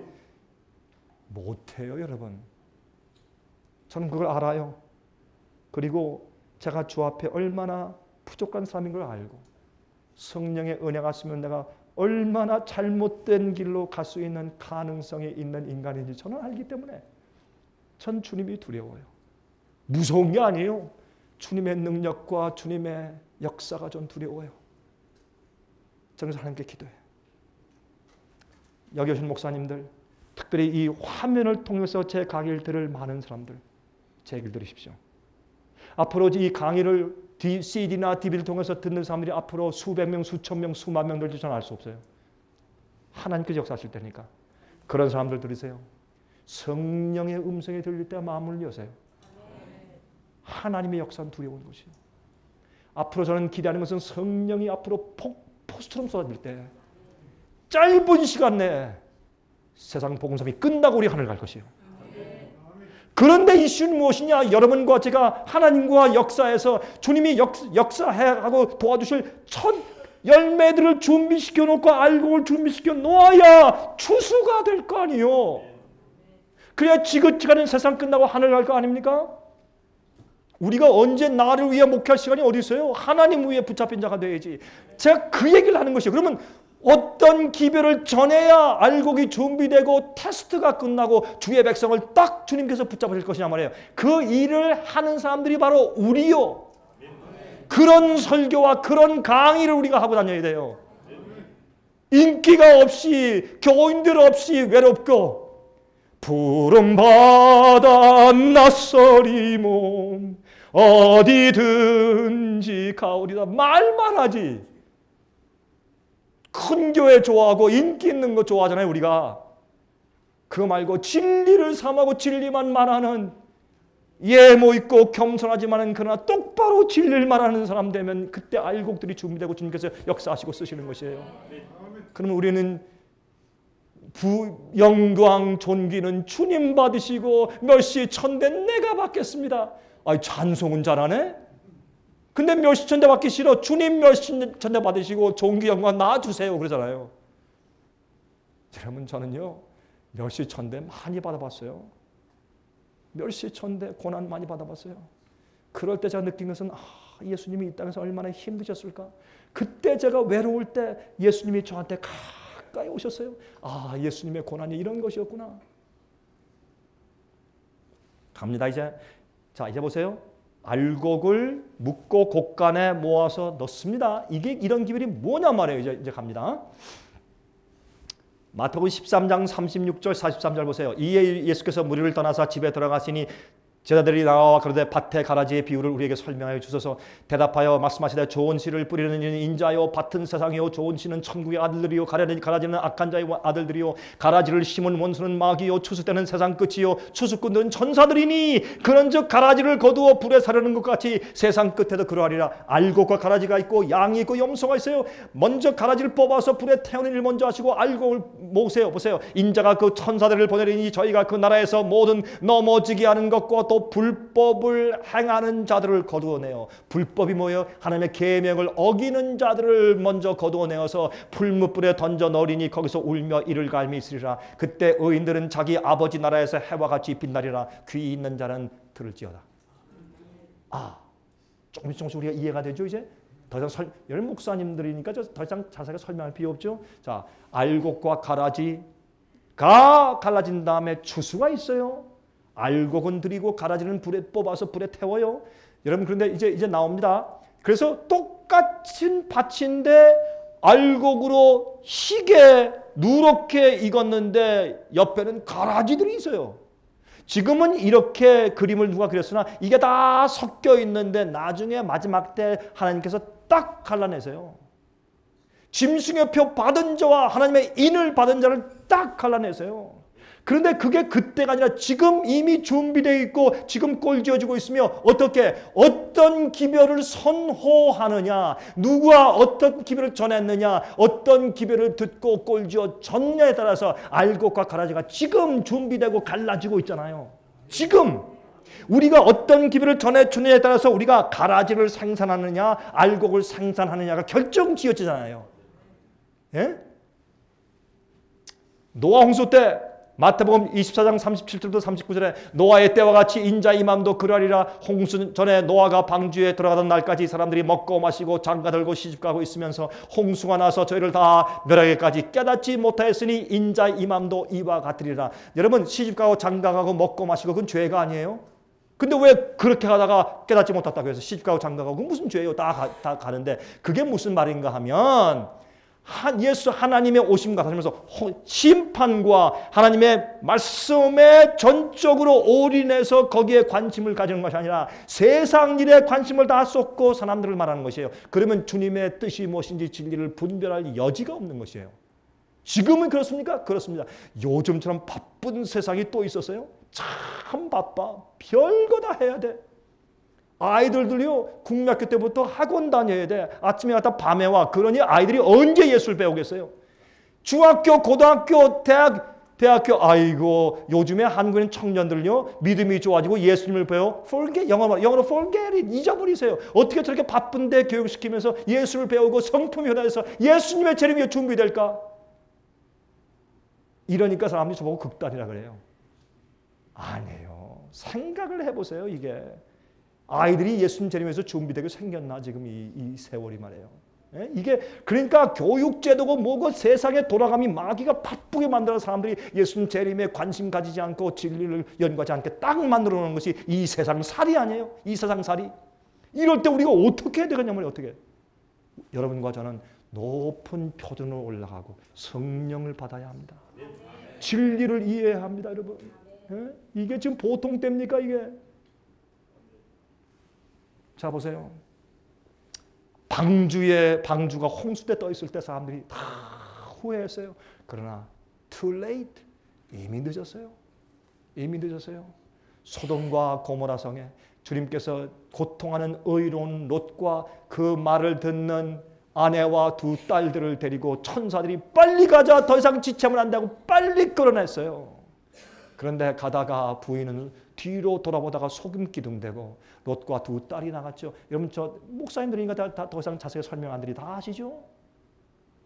예? 이런 급박한 때가 지금이에요. 예루살렘이 멸망할 때 어떻게 됐어요? 예수님께서 가증한 것이 거룩한 것을 선 것을 보거든 빨리 도망가라. 어디로? 산으로. 여러분 이 로마 군대가 쳐들어왔을 때 거룩한 것에 가증한 것은 그게 뭔지 아십니까? 로마인들은 그걸 알았어요. 유대인들은 예루살렘에서 약 반마일 정도 나가면 그 성벽까지 오는 것이 아니라 반마일 정도 그까지 원을 쭉 그래서 그 안에는 거룩한 것이다 라고 말했어요. 로마 군대는 그거 알았어요. 그러니까 와서 저쯤에 1차 포위한 다음에 그 거룩한 것의 영역 안에 들어가서 거기에 로마의 그 이교도 깃발과 딱 꽂고 갔어요. 그런 기독교들은 딱 뭘 기억했어요? 아, 예수님께서 거룩한 것에 가정한 것이 서면 도망가라. 그때 다 산으로 도망갔어요. 한 명도 안 죽었어요.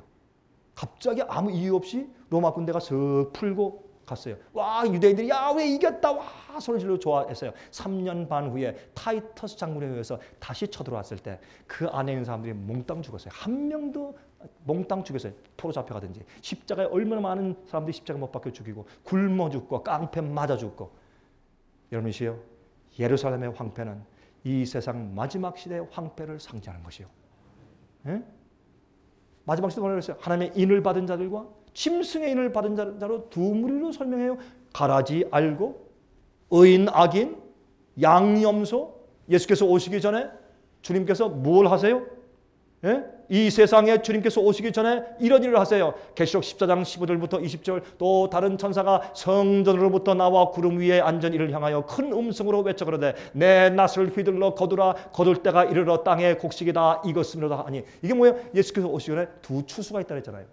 보세요. 그러니까 구름 위에 앉으신 이가 낯을 땅에 휘두르매 곡식이 거두어지니라. 뭐야? 알곡을 거두잖아요. 그 다음에 또 어떤 일이 있어요?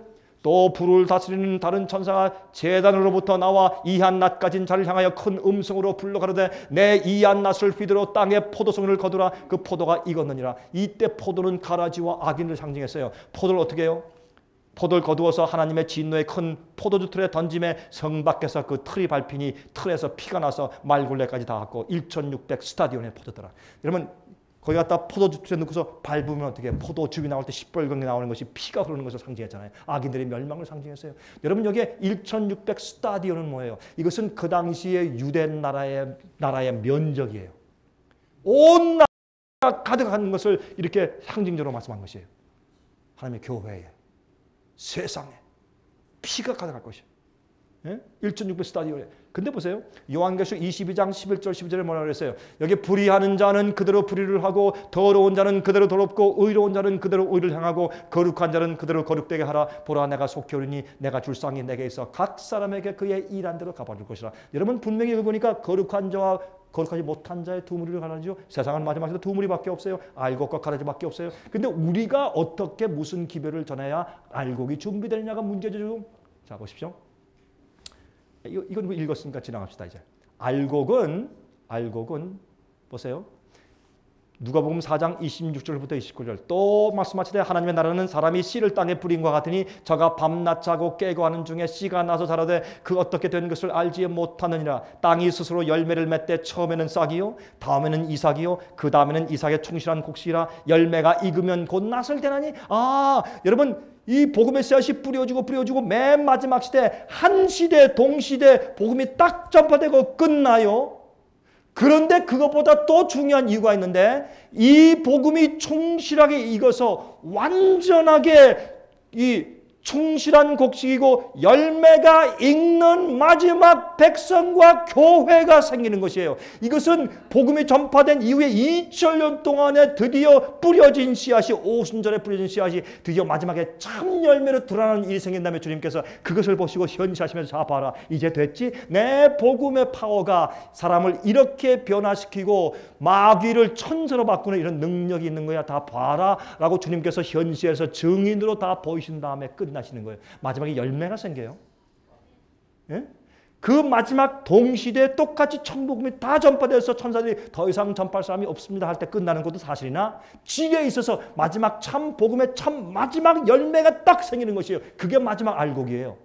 그래서 처음에 뿌린 다음에 2000년 동안 주님께서 기다리신 것이에요. 복음이 확장되고 복음에 의해서 마지막에 진짜로 참 복음이 말하는 진짜 교인들의 알짜가 딱 준비될 때까지 주님께서 기다려서 보이시는 것이에요. 자, 추수 때는 가라지를 먼저 거두어 불에 태웁니다. 가라지가 누군지 아세요? 보세요. 디모데후서 3장 1절부터 5절 이런 사람들이 교회 안에 가득해요. 요새. 들어보실래요? 내가 이것을 알라 말세에 고통하는 때가 이르니 지금 이 시대입니다. 사람들은 자기를 사랑하며 이게 가라지예요. 돈을 사랑하며 자긍하며 스스로 교만해.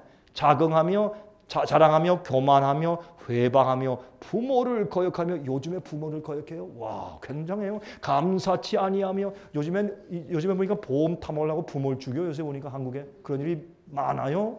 거룩하지 아니하며 무정하며 원통함을 풀지 아니하며. 와 교인들이 원통함 풀지 않으면 난리가 나. 교회에서 파가 생기고 목사가 죽을 맛이지. 여러분 교회에 원통함 풀지 않는 집사 장로 있어요? 그럼 여러분 죽을 맛이죠.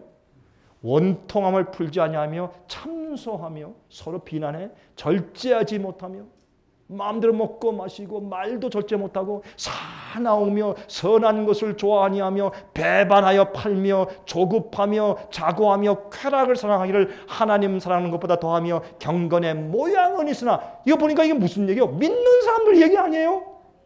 왜? 경건의 모양은 있으나. 하나님 믿는 경건의 모양은 있지만 무엇이 없다? 경건의 능력은 부인하는 자니 이 같은 자들에게서 내가 돌아서라. 누굴 말하는 거예요? 믿는 자들 말하는 것이에요. 마지막 시대에 믿는 자들이 이렇게 된다. 이게 뭐예요? 가라지예요. 오케이. 밭은 세상에 있는 교회들 그리고 우리의 마음밭을 상징해요. 하나님의 씨가 뿌려지면 진리의 말씀은 우리 속에서 자라게 되겠어요. 어떤 열매를 맺히느냐? 그게 중요하죠. 그렇죠? 보세요. 씨 뿌리는 무리에서 천국 말씀을 듣고, 마태복음 13장이죠. 천국 말씀을 듣고 깨닫지 못할 때는 악한 자가 와서 그 마음에 뿌리운 씨를 빼앗아요. 곧 길가에 뿌리운 사람이에요. 돌밭에 뿌리우면 말씀을 듣고 즉시 그땐 기뻐하지만은 속에 뿌리가 없어서 잠깐 견디다가 말씀을 인해서 환난이나 핍박이 임하면 곧 넘어져요. 가시떨기에 뿌리웠다는 것은 말씀을 듣지만은 세상의 염려와 재리의 유혹에 말씀을 맡겨 결실치 못해요. 세상 욕심 때문에 결실치 못해요. 그런데 좋은 땅에 옥토에 뿌려지면 뿌리웠다는 것은 말씀을 듣고 깨닫는 자니 결실이 생겨 혹 100배, 60배, 혹 30배로 자라요. 누굴 향해서? 예수님의 형상으로 꼴지어져요. 열매가 돼. 그 씨를 뿌리면 씨 속에 열매가 들어있어요. 그게 자라서 그 씨가 자라서 생길 창조의 목적대로 그가 변해서 열매가 돼. 그게 열매 알곡이 아니요. 복음은 우리를 예수님처럼 바꿔놓고 거룩하게 만들어야 되잖아요. 죄를 승리하게 만들어야 돼. 그거 아니면 복음의 결론이 없는 것이에요, 여러분.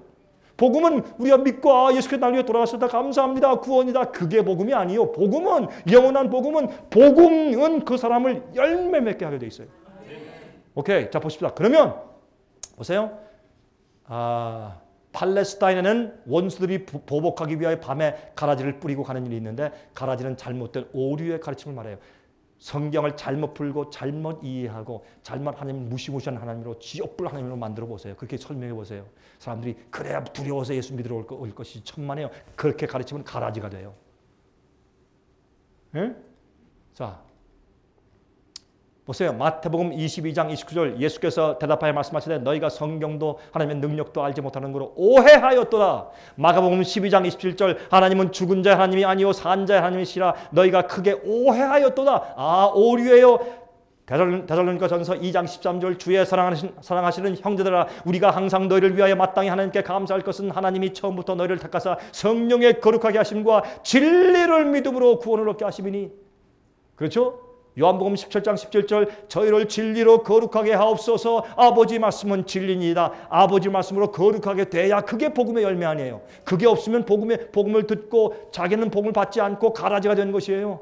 돌짝밭에 뿌린 것이에요. 자, 여러분 성소제도를 보세요. 성소제도 보면 하나님께서 성소제도는 여러분 성소체가 쓴 성책을 한번 읽어보실 제가 권합니다. 성소제도는 하나님께서 우리를 구원하시는 세 가지 단계인데 우리 속에 있는 죄의 문제를 어떻게 해결하시는가를 설명해 주신 것이 그것이 성소제도거든요.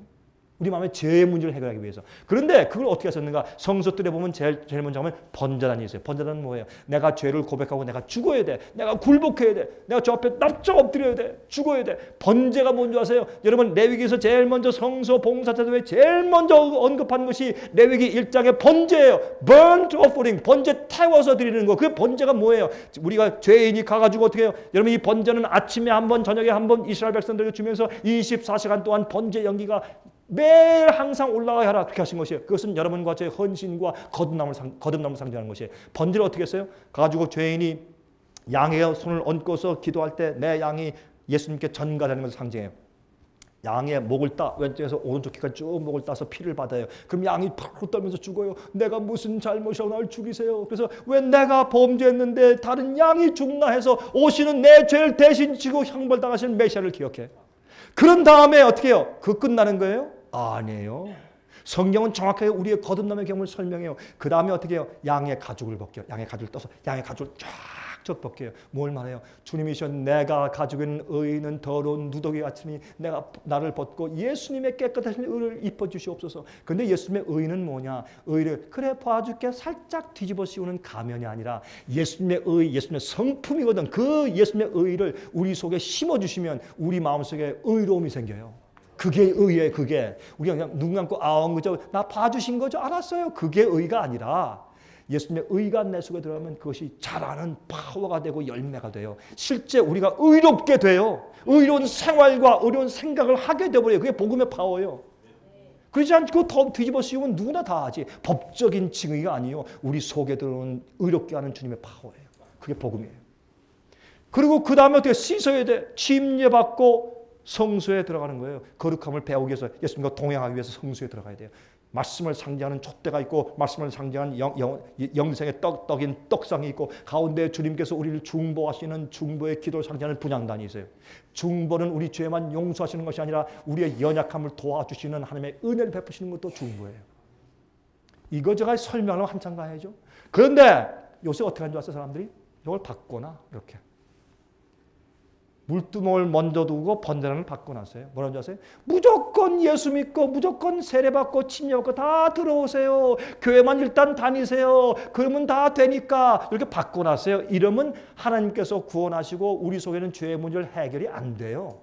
먼저 일단 교회만 오세요. 어중이 떠중이 다 지나가는 뭐 장사 그리고 다 오세요. 물론 좀 생각하실 때 누구나 다 와야지 말씀 들을 거 아닙니까? 성경은 말씀을 선포했을 때 말씀에 와서 회개하는 자들을 교회에 오게 하세요. 이게 어떻게 하는 것인가? 이거 설명은 시간 많이 하니까 기도해보세요. 여러분 그래서 교회의 교인들을 오게 하기 전까지 그 전 단계 집집 방문에 가정에서 모임하고 가르치고 하는 일들을 많이 하셔야 돼요. 그 준비된 자들을 교회에 오게 해보세요. 성령이 충만하지. 그 방법 여러분 잘 아시잖아요. 응?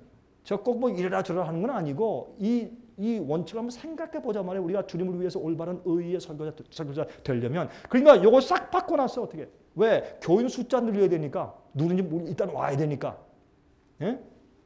어떤 분들은 그래요. 아유 목사님 너무 그러시니까요. 참 목회를 못하겠어요. 이제 그래 어떤 분들이요. 그렇게 하지 맙시다. 하나님 위해서 합시다. 나중에 번제단을 싹 없애버려. 물두고만 딱 갖다 놔. 이렇게 목회하잖아요. 요새. 이거 되겠어요, 이거? 이건 인간 조작 아니요? 오늘날 기독교회가 많은 교회가 이렇잖아요. 번제단이 어디 있어? 주 앞에 희생하고 헌신하고 죄를 버리는 거룩함을 어떻게 교회에서 강조해요, 요새? 그렇게 설교하면 쫓겨나는데, 목사가. 제가 중국에서 침례 주는 거예요. 여러분 성경엔 침례를 말하고 있어요. 세례가 아니에요. 여러분 침례는 뭐냐면 사람을 물속에 가서 잠그는 것이요. 왜요? 그건 무덤을 상징하고 죄를 장사 지내고 예수님과 함께 죽는 걸 상징하기 때문에 침례를 줘야 거듭남이 뭔지 설명할 수 있어요. 침례를 안 주고 살짝 딱 물을 뿌리는데 여러분 요새는 또 이 세례 줄 때도 요새는 또 어떻게 옛날에 말이죠. 물을 조금 다 부었거든. 그것도 우리가 이게 머리도 이렇게 닦아야 되는데 조금 요새는 더 간단해져가지고 물을 튕겨 이렇게 탁 이렇게. 어떤 때는 이렇게 약간 무슨 눕게 해가지고 머리에다가 땡땡땡 3번 물방울 이렇게 땡땡땡 아버지와 아들과 성신의 이름으로 땡땡땡 하고 다 줬대. 여러분 성경에 그런 게 어디 있어요? 침례 물에 담궈야지. 예수님도 우리 몸으로 물에 잠기셨는데 안 그래요? 똑바로 하자고 우리가. 여러분 그게 그러면 세례 주면 멸망받고 침례 줘야 구원이다 그 말이 아니라 하나님께서 성경에 말씀하신 건 베프티조 하면 물에 잠그는 거든. 그렇게 하는 예식을 통해서 구원이 뭐고 회개가 뭐고 거듭남이 뭐고 주님과 함께 죽는 게 뭐고 죄를 포기하는 것이 무엇이다 가르치게 하기 위해서 그러한 예식을 주신 거 아니에요. 그럼 성찬식을 뭐하러 해? 우리가 예수님을 먹고 사는 것이 무엇인지를 알게 하기 위해서 우리 예식을 주신 것이 아니에요. 그게 침례예요. 제가 중국에서 말이에요. 침례 주는데 중국에서는 몰래 줘야 되잖아요. 비밀. 전 중국에서 침례 많이 줬습니다. 근데 비밀리에 줘야 되니까 어떻게? 비밀리에. 그래서 어떤 때 한 100명 넣고 집회를 했는데 침례 받을 사람들 후보 다 나서 목사님 나 침례 주셔야 합니다. 그래 놨는데 그게 침례 받을 준비가 됐는데 침례 줄 장소가 이제 데리고서 우르고 가서 뭐 강가나 호수 갔다 큰일 나니까 다 감옥 가니까 큰일 나잖아요. 이거 어떻게 하냐 그랬는데 한 사람이요. 뛰어가더니 욕조 하나를 가져왔어요. 이렇게.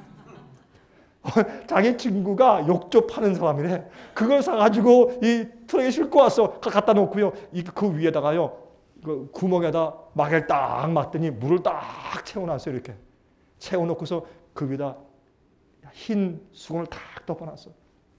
제가 말씀을 전한 다음에 사람들이 눈물로 회개하고 이제 내가 주님과 함께 죽고 내가 내가 이제 물속에 장사되고 내 죄를 다 버리겠습니다 하는 사람들이 나올 때 제가 그 사람들 이때 한 50명 제가 침례 줬는데 침례 줄 때 한 사람씩 왔는데 여기에 물을 이렇게 다 짜고 여러분 침례 줄 때 강이나 바다 강물에 가서 침례 주면 이렇게 침례 주니까 허리가 안 아픈데 이런 데 가서 이렇게 침례 주면 50명 침례 주니까 허리가 아프더라고. 그렇죠? 그래서 이게 침례 주는데 이렇게 앉아서 제일 가까이 가서 이 무릎을 이렇게 구부리고 이렇게 있으면 제가 이렇게 하고 아버지와 아들과 성령의 이름으로 침례줍니다 하고 제가 눕혀서 이 물속에 제가 팍 잠겨 그리고 일어나게. 제가요 옛날에 침례 한번 줄 때 어떤 연습사님이 그러더라고. 침례 받고 나서 목사님 섭섭합니다. 뭐가 섭섭합니까? 아니 목사님 전 죄가 많기 때문에 죄를 씻어야 할 텐데 제가 물속에 저를 좀 오래 잠갔다가 일으키시지 왜 잠깐 했다 일으키십니까? 그래서 저 오래 하면 당신 죽죠. 난 그래도 난 죄를 다 깊이 씻어야 될 사람인데 그렇게 울더라고 어떤 사람이. 제가 그래서 당신은 정말 침례 의미를 아는 사람입니다. 지금 내 침례 줄 때마다 그것을 제가 항상 기억해. 잊어버리지 않아. 너무 감동적이라서. 자 이렇게 침례를 줬어요. 보세요. 이렇게. 그때 침례복이 있어야지. 입고 온 옷 그대로 참 눈물로 줄을 서서 침례 받더라고. 이렇게 사람들이 기다리는 거 봐. 이 표정들 봐요. 예, 그리고 이 부유 조금 약간 뚱뚱하시더라고. 그러니까 물이 넘죠. 침례 줄 때 말이죠. 예, 이렇게 하는데 보세요. 이렇게 제가 이 젊은 여인의 침례 제가 기억해요. 그의 간증을 기억해. 예? 이렇게 내가 죽는 경험이 있어야지 시작할 때부터 성소를 바꾸느니 어떻게 되냐 말이에요. 복음과 진리를 잘못한 거예요. 무엇이 거듭나고 무엇이 회개인지 똑바로 가르쳐야 시작부터 알고 될 거 아닙니까? 네? 제가 한 번은 말이죠. 여기 지금은 전도사예요. 우리 중국의 상해비 지부의 전도사예요. 순 전도사. 내 이름을 좀 말하지 마세요. 이름을 말했네. 왜냐면 이 테이프 어디 갈지 모르니까. 요새 핍박이 심하니까 중국에 우리 지부의 핍박이 엄청나게 심하니까. 왜냐면 우리가 많은 책을 찍어서 막 전국적으로 돌리고 사람이 다니면서 길거리에서 막 돌리고 팔고 하니까 이거 참 우리가 핍박이 많아요. 그런데 여기는 이 사람이요. 큰 건축회사 사장이었어요. 젊은 사람이 350명 인원 거들이고 건축회사 하고 있었어요. 근데 자기가 죽고 싶더래. 예? 내가 예수를 믿는다고 해도 위로가 없고 난 꼭 죽고 싶더래. 내가 이게 아닌데 한 번은요. 주님께서 기적적으로 만나게 하셨어요. 자, 다 설명하면 시간이 가니까 기적적으로 만날 수 없는데 어떻게 만나게 하시더라고. 주님께서 데리고 오시더라고. 우리한테. 우리가 준비되면 영혼을 갖다 주세요. 우리가 찾아갈 필요가 없어요. 많은 경우에. 와서 제가 얘기를 하는데 목사님 그렇습니까? 그럼 내가 내 차를 태우고 목사님 가서 그 집회 장소로 가겠습니다. 그래서 이제 정말 비밀스러운 장소에 또 어느 교회 갔어요. 사람들이 이제 저는 가면은 평신도보다 목회자들에게 주로 강의합니다. 한국이나 미국에서는 평신도에게 설교를 좀 많이 하지만은 왜? 중국에는 너무 많으니까 평신도들 다룰 시간이 없어요. 목회자들만 다루면 그 사람들이 깨닫고 가서 교회에서 설교하면 되는 거니까. 그게 제일 빠르니까. 그래서 이제 목회자들 그때 참 거의 한 100명 오신 것 같아. 지난번엔 제가 300명 목회자들 중국에서 모아서 비밀스러운 휴양지 같은 데 모아놓고 거기서 하다가 붙잡혀서 제가 이 공안대 잡혀서 경찰서 갔잖아요. 제가 가서 7시간 신문 받았어요. 7시간 제가 저 끌려가지고 그런 적이 있었는데 이때는 한 100명 정도들 오신 것 같아. 그래서 말씀을 전하는데 이 친구가 따라오더니 회개하는데 여러분 저는 지금까지 침례를 줘봤지만 이렇게 간절히 회개하고 침례 받은 사람들을 보기가 드물었어요. 제가요, 이 사진이 잘못 찍어서 뒤만 나왔는데, 이렇게 뒤만 나와서, 사진이 누가 찍는데 잘못 찍어서 좀 가까이 찍어, 좀 멀리 찍어야 되는 건데. 근데 어쨌든 말이죠, 이 친구가, 와가지고 어떻게 하냐면, 제가 그래서 로마서 6장을 딱 주면서 이걸 읽으시오. 로마서 6장은 침례에 대해서 알려준 장이에요. 내가 그리스도와 함께 죽고, 물속에 장사되고, 주님과 함께 부활하고, 그거 다 기록되어 있잖아요. 그걸 읽으라니까. 로마서 6장이 있는데 몇 절 처음에 읽다가 울어서 목이 메어서 읽지를 못해. 조금 더 읽는데 막 울어. 거기 있는 사람들이 다 울지. 저도 울고 너무 감동적. 회개가 너무 진실하니까. 나중에 무릎 꿇고 하나님 목사님 저요 서서 못 읽겠어요. 감히 제가 무릎 꿇고 읽어요. 또 통곡을 해요. 나중에 엎드려. 지금 엎드리는 거예요 이제. 엎드리고 눈물을 주체 못하면서 로마서 6장을 읽는데 다 우리가 주 앞에 마음을 바쳤어. 그 모습 보고. 완전히 자기가 죽었어. 그리고 제가 그 목욕탕에 들어가서 침례를 주고 나니까 저를 끌어안고 우는 거 보세요. 얼마나 통곡하며 우는지. 정말 자기를 바치고 자기 죄를 포기하는 그런 침례를 받더라고 이 사람이. 제가 그래서 마음 가운데 이 사람은 좀 특별하다는 생각을 했어요. 그 다음에요. 우리 목사님 나 더 이상 회사 안 할랍니다. 나 주님 사업하게 해주세요. 그 다음 자기는 모든 걸 바치면서 주님 사업하는데 중국의 사도 바울이 되었어요. 지금은 중국의 사도 바울이에요. 여러분 그 사람 만나보시면 여러분 깜짝 놀라실 거예요. 중국의 사도 바울이에요. 그 사람의 복음 전도의 파워와 그의 희생과 그의 헌신과 몽땅 자기가 다 드리면서 주의 사업하는 거 보시면 여러분 깜짝 놀라실 거예요. 저는 지금까지요. 내 있는 것을 다 드립니다 말하는 사람 많이 봤지만 진짜 다 드리는 사람 내가 참 몇 명 못 봤어요. 세상에서. 이 사람이 그런 사람이에요. 침례가 뭔지 아는 자. 이렇게 시작해야 알곡이 되는 거예요. 시작부터 복음을 똑바로 전해줘야. 근데 여러분 보실래요? 자, 시간이 이제 빨리빨리 지나갈게요. 이것도 지나가고 이것도 지나가고 자 읽어볼게요. 자, 하나님께서는 가라지와 알곡과 함께 가라지를 알곡과 함께 있도록 은혜를 베푸세요. 왜 알곡을 지금 나누지 않고 가라지와 알곡을 교회에 같이 있게 하시고 세상에 같이 있게 하셨는 줄 아세요? 가라지가 보고 감동을 받게.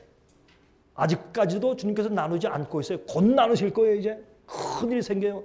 근데 보세요. 여기 말라기 3장 14절부터 18절까지 읽어보세요. 이는 너희가 말하기를 하나님을 섬기는 것이 헛되리 만군의 여호와 앞에 그 명령을 지키며 슬프게 행하는 것이 무엇이 유익하리요. 지금 우리는 교만한 자가 복되다 하며 악을 행하는 자가 창성하며 하나님을 시험하는 자가 화를 면한다 하노라 합니다. 그때 여호와를 경외하는 자들이 피차에 말하며 다 타락하고 이기적이고 하나님께 함부로 살 때 경건한 자들이 가슴 아프고 슬피 울고 탄식하며 교회 타락을 보고 눈물 흘리면서 경건한 자들끼리 피차에 말할 때 여호와께서 그것을 분명히 들으시고 여호와를 경외하는 자와 그 이름을 존중히 생각하는 자를 위하여 여호와 앞에 있는 기념책에 기록하셨느니라. 왜요? 알곡의 이름을 기록하세요. 생명책에 기록하세요.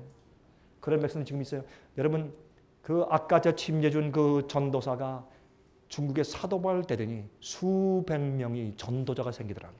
수백 명이 오늘 지금 여러분 지금 이 시간에도 상해빛에 책 들고 중국 전국을 누비며 전도하고 다녀요. 수백 명이 그 사람이 생기니까 이게 뭐예요? 주님이 택하신 자들이에요. 나중에 보세요. 만군의 여호와가 이르노라 내가 나의 정한 날에 그들로 나의 특별한 소유를 삼을 것이요 또 사람이 자기를 섬기는 아들을 아낌같이 내가 그들을 아끼리니 그때 너희가 돌아와서 의인과 악인이며 하나님을 섬기는 자와 섬기지 아니하는 자를 분별할 것이라. 분별하시는 그런 이제 때가 오도 와요. 시간이 됐군요. 저 곧 끝내. 조금만. 자, 이제부터 요 결론하고 마치겠습니다. 그러면 무엇이 시험하는 진리며 무엇이 알곡으로 연결게 하는 결정적인 기별 결정타냐? 요한 1서 3장 3절부터 10절 잘 읽으세요. 주를 향하여 이 소망을 가진 자마다 그의 깨끗하신 것 같이 누구의? 예수님의 깨끗하신 것 같이 자기를 깨끗하게 하니라. 이게 복음의 능력이에요. 잘 보세요. 죄를 짓는 자마다 불법을 행하나니 죄는 불법이라. 그가 우리 죄를 없이 하려고 나타나신 바 된 것을 너희가 아나니. 예수께서 오신 것은 우리 속에서 죄를 없애기 위해 오셨어요. 그에게는 죄가 없느니라. 그 안에 거하는 자마다 예수 안에 거하는 자마다 범죄하지 아니하나니 범죄하는 자마다 그를 보지도 못하였고 그를 알지도 못하였느니라. 자녀들아 아무도 너희를 미혹하지 못하게 하라. 속이지 못하게 하라. 복음이란 무엇이냐? 의를 행하는 자는 그의 예수님의 의로우심과 같이 의롭고 죄를 짓는 자는 마귀에게 속하니 나니 마귀는 처음부터 범죄함이라. 하나님의 아들이 나타나신 것은 마귀의 일을 멸하려 하심이라. 예수께서 오신 것은 성육신하신 것은 우리 죄를 대신 지시고 십자가에 돌아가셔서 속죄하시는 것뿐만 아니라 예수의 생애를 보고 예수님을 인정하고 성령의 약속을 받으면 성령께서 내 속에서 마귀의 일, 죄의 소욕과 죄의 파워를 멸하는 역사를 하시는 것이 복음의 능력이요. 복음은 믿는 자를 구원하시는 하나님의 능력 파워라고 로마서 1장 16절에 선포했어요. 오늘날 복음을 교회에서 그렇게 선포하잖아요. 그러니까 누가 준비가 안 돼요? 알곡이 준비가 안 돼요. 그러니까 추수가 빨리 안 되고 예수님이 빨리 못 오시고 이렇게 우리가 지상에서 이렇게 지겨운 데 살고 있는 것이에요. 그러나 주님께서 더 이상 오래 갈 수 없게 하나님의 인내의 한계가 딱 와요. 이제 곧. 그러면 끝나는 것이요. 자, 그런데 여기 보니까 죄를 짓지 말라. 하나님이 안에 있는 자는 죄를 안 짓는다 이렇게 돼 있어요. 여러분 생각할 때, 야, 극단이네. 이런 게 어디 있습니까? 뭐 이렇게 얘기하죠. 근데 그렇게 돼 있는데 어떻게 성경 말씀에? 성경 이거 말씀 아니에요. 안 그러면 요한일서 3장 쫙 찢어서 우리 그것만 불에 태웁시다. 이거 안 믿으면. 주님 말씀했으면 그거 믿는 거지. 뭐 잔소리를 이렇게 말하는지 몰라요. 그걸 또 해석해. 현재 분사니까 이거는 계속적인 죄를 습관만 말하는 것이 아니면 막 이렇게 또 변명하고. 이게 다 신학자들이 그런 짓들 하는 거예요. 그런 짓들 하니까 아주 그냥 아주 기분 나쁘시죠. 그런 짓이라 말을 하니까. 그게 그런 짓이요. 마귀 짓이니까 그거는. 복음 잘못 가르치는 건 마귀 짓이니까. 제가 그렇게 짓이라 그러는 거예요. 제가 사람들 미워서 하는 얘기 아니에요. 자, 그러면 이게 어떻게 가느냐. 내가 주 앞에 굴복할 때 성령께서 나를 지배하시면 죄를 안 질 수 있어요. 계속적으로. 넘어지고 죄를 지으면 슬피 울며 금방 회개하지. 거듭난 사람, 죄를 승리하는 사람들은요, 의도적으로 계획해서 죄를 안 짓습니다. 실수에 넘어져 쓰러지고 그런 건 있어도 계획해서 야, 내일은 내가 뭐 해야지 이렇게 안 합니다. 그 성령의 음성이 있는데 딱 그렇게 하는 사람들은 거듭남을 잃어버린 거예요. 그럼 다시 십자가 가서 다시 회개하고 다시 들어와야 돼. 그건 어떻게 계획적으로 의도적으로 다 성령의 음성을 거절하고 또 거절하고 내일 내가 뭐 한다 이렇게 할 수 있어요. 거듭난 자가 그거 안 되거든요. 여러분, 저는 제 아내에게 죄를 짓는 것은 불가능해요. 여러분, 제 말에 할 말이 있어요? 전 제 아내에게 죄 짓는 거 저한테 안 하는 게 아니에요. 전 불가능해. 어떻게 그게 가능해요, 제 아내한테? 사랑하는데 어떻게 그게 가능하냐고. 나한테는 난 가능하네요, 그거는. 여러분, 뭐 별짓을 다 해. 나 참 죽으면 죽어도 목을 잘라요. 그래서 내가 내 아내한테 죄를 짓나 안 짓나. 못해요. 제가 제 아이들에게, 제 자녀들에게 죄를 져요? 그건 불가능한 일이에요. 남들에겐 몰라도 제 자식들과 제 아내에게 못해요. 왜? 사랑이 그만큼 크니까. 하나님의 사랑이 우리 마음을 꽉 채우면 죄가 안 나와요. 성경이 선포하면 우리 믿읍시다. 그게 복음의 파워고 능력이니까. 그걸 성경을 뭐라고 표현했어요? 성도의 인내가 여기 있나니 저들은 하나님의 계명과 예수 믿음을 지키는 자라고 성경이 선포했잖아요. 계명을 지킨다 무슨 말이에요? 죄를 안 짓는단 말이에요. 죄를 안 짓는다 무슨 말이에요? 주의 계명을 다 지킬 수 있단 말이에요. 우리 힘이 아니라 내 속에 계신 예수님과 성령의 은혜로 가능하다고 말이에요. 9절 10절 보실래요? 잘 보세요. 제가 왜 알곡을 만드는 기별이 무엇인가 설명드린 이유가 있어요. 보세요. 알곡을 추수하는 기별이 무엇인가? 9절 하나님께로서 난 자마다 죄를 짓지 아니하나니 이는 하나님의 씨가 그의 말씀이 그의 속에 거하며 저도 범죄치 못하는 것은 하나님께서 났습니다. 안 하는 게 아니에요. 못해요. 말씀이 꽉 차 있고 진리가 차 있잖아요. 주님에 대해서 하나님이 이런 분이었구나 몰랐구나 라고 진실로 회개하면 죄를 지칠 수 없게 되어버려요. 못하게 돼 있어요. 쓰러지면 너무 아파 죄 때문에 슬프고 주님 나 정말 죄송해요. 나 그럴 마음이 없는 사람이고 주님 아시잖아요. 쓰러지면 또 슬퍼하고 그래서 죄가 우리 속에서 떠나서 그것을 성경은 거룩한 자는 그대로 거룩하고 의로운 자는 그대로 의롭고 불의한 자는 그대로 불의하고 거룩하지 못한 자는 그대로 거룩하지 못할지어다 그렇게 선포가 되는 거예요. 알곡인가 가라지가 그래서 갈라지는 거예요. 잘 들으세요. 이제 10절 정신 차리세요. 벌써 졸은 분 계세요? 잘 보세요. 이제 10절 이런 말씀이 있어요. 이러므로 이 기별 이러므로 하나님의 자녀들과 알곡과 마귀의 자녀들이 가라지가 나타나나니 무릇 의를 행치 아니하는 자나 또는 그 형제를 사랑치 아니하는 자는 하나님께 속하지 아니하니라. 뭐예요? 죄를 계속 짓고 회개치 않고 계명을 지키지 않는 자들은 누구다? 가라지다. 알곡이 아니야. 알곡되게 하는 복음의 기별이 뭐라고요? 영혼을 변화시키고 처음부터 의롭게 되고 진심으로 회개하고 거듭나고 나중에 열매가 되어서 예수님 안에서 하나님의 씨가 있어서 계명을 지키며 범죄치 않는 성품을 준비된 자가 알곡이요. 성경은 선포하고 있어요. 그래서 이러므로 이렇게 함으로 그때 하나님 자녀와 마귀 자녀 알곡과 가라지가 그것으로 나타난다. 제 강의에 할 말 있으면 말씀하세요. 제 말이 잘못됐어요. 버리시든지 반대하세요. 그러나 여러분 이것이 성경적이면 받으시고 기도하세요. 지금부터. 얼마나 타협된 복음으로 이 세상에 점철되어서 교회가 타락하는지 모르겠어요. 진정 이럴 때 하나님께서 정말 알곡을 준비시킬 수 있겠느냐고. 여러분, 여러분과 저는 우리부터 회개합시다. 우리부터. 사모님들 우리부터 회개합시다. 남자 목사님들, 여자 목사님들 우리부터 회개합시다.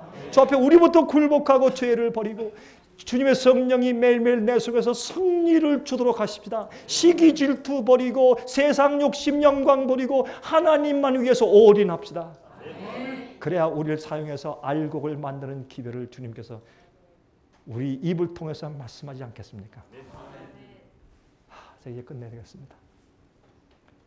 여러분 이번에 뵈서 참 반갑습니다. 제가 처음 뵙는 분들 많이 계십니다. 그러나 우리가 어디 있든지 다음에 우리가 만나든지 만날 수 없든지 불문하고 우리는 이제부터 마지막에 하나님 위해서 알곡을 연글게 하고 추수하게 만들어서 하나님께서 그 숫자를 통해서 성령의 능력 주셔서 이 복음사 마치는 일에 우리의 마음과 생애를 헌신합시다. 거기에 맡기는 거 있으면 다 버리고 주 앞에 굴복하십시다. 여러분들은요, 우린 목사들, 목회자들이기 때문에 여러분들 어디 다른 데 가시면 여러분 마음 가운데 이렇게 도전을 주는 이런 말씀 듣기가 어려우실 거예요.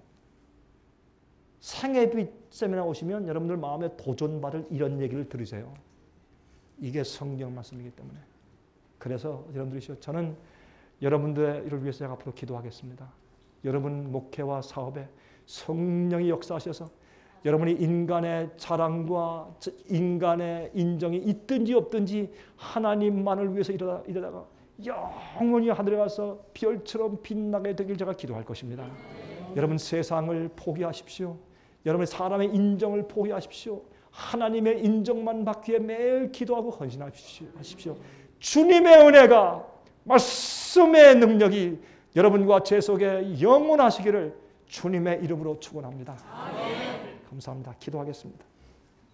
자비하신 하늘에 계신 우리 아버지이시여, 주님 앞에 우리가 두렵고 떱니다. 하나님은 창조주시요 우주의 왕이시요 만왕의 왕이시요 만주의 주시기 때문에 우린 주 앞에 무릎을 꿇고 조아릴 수밖에 없습니다.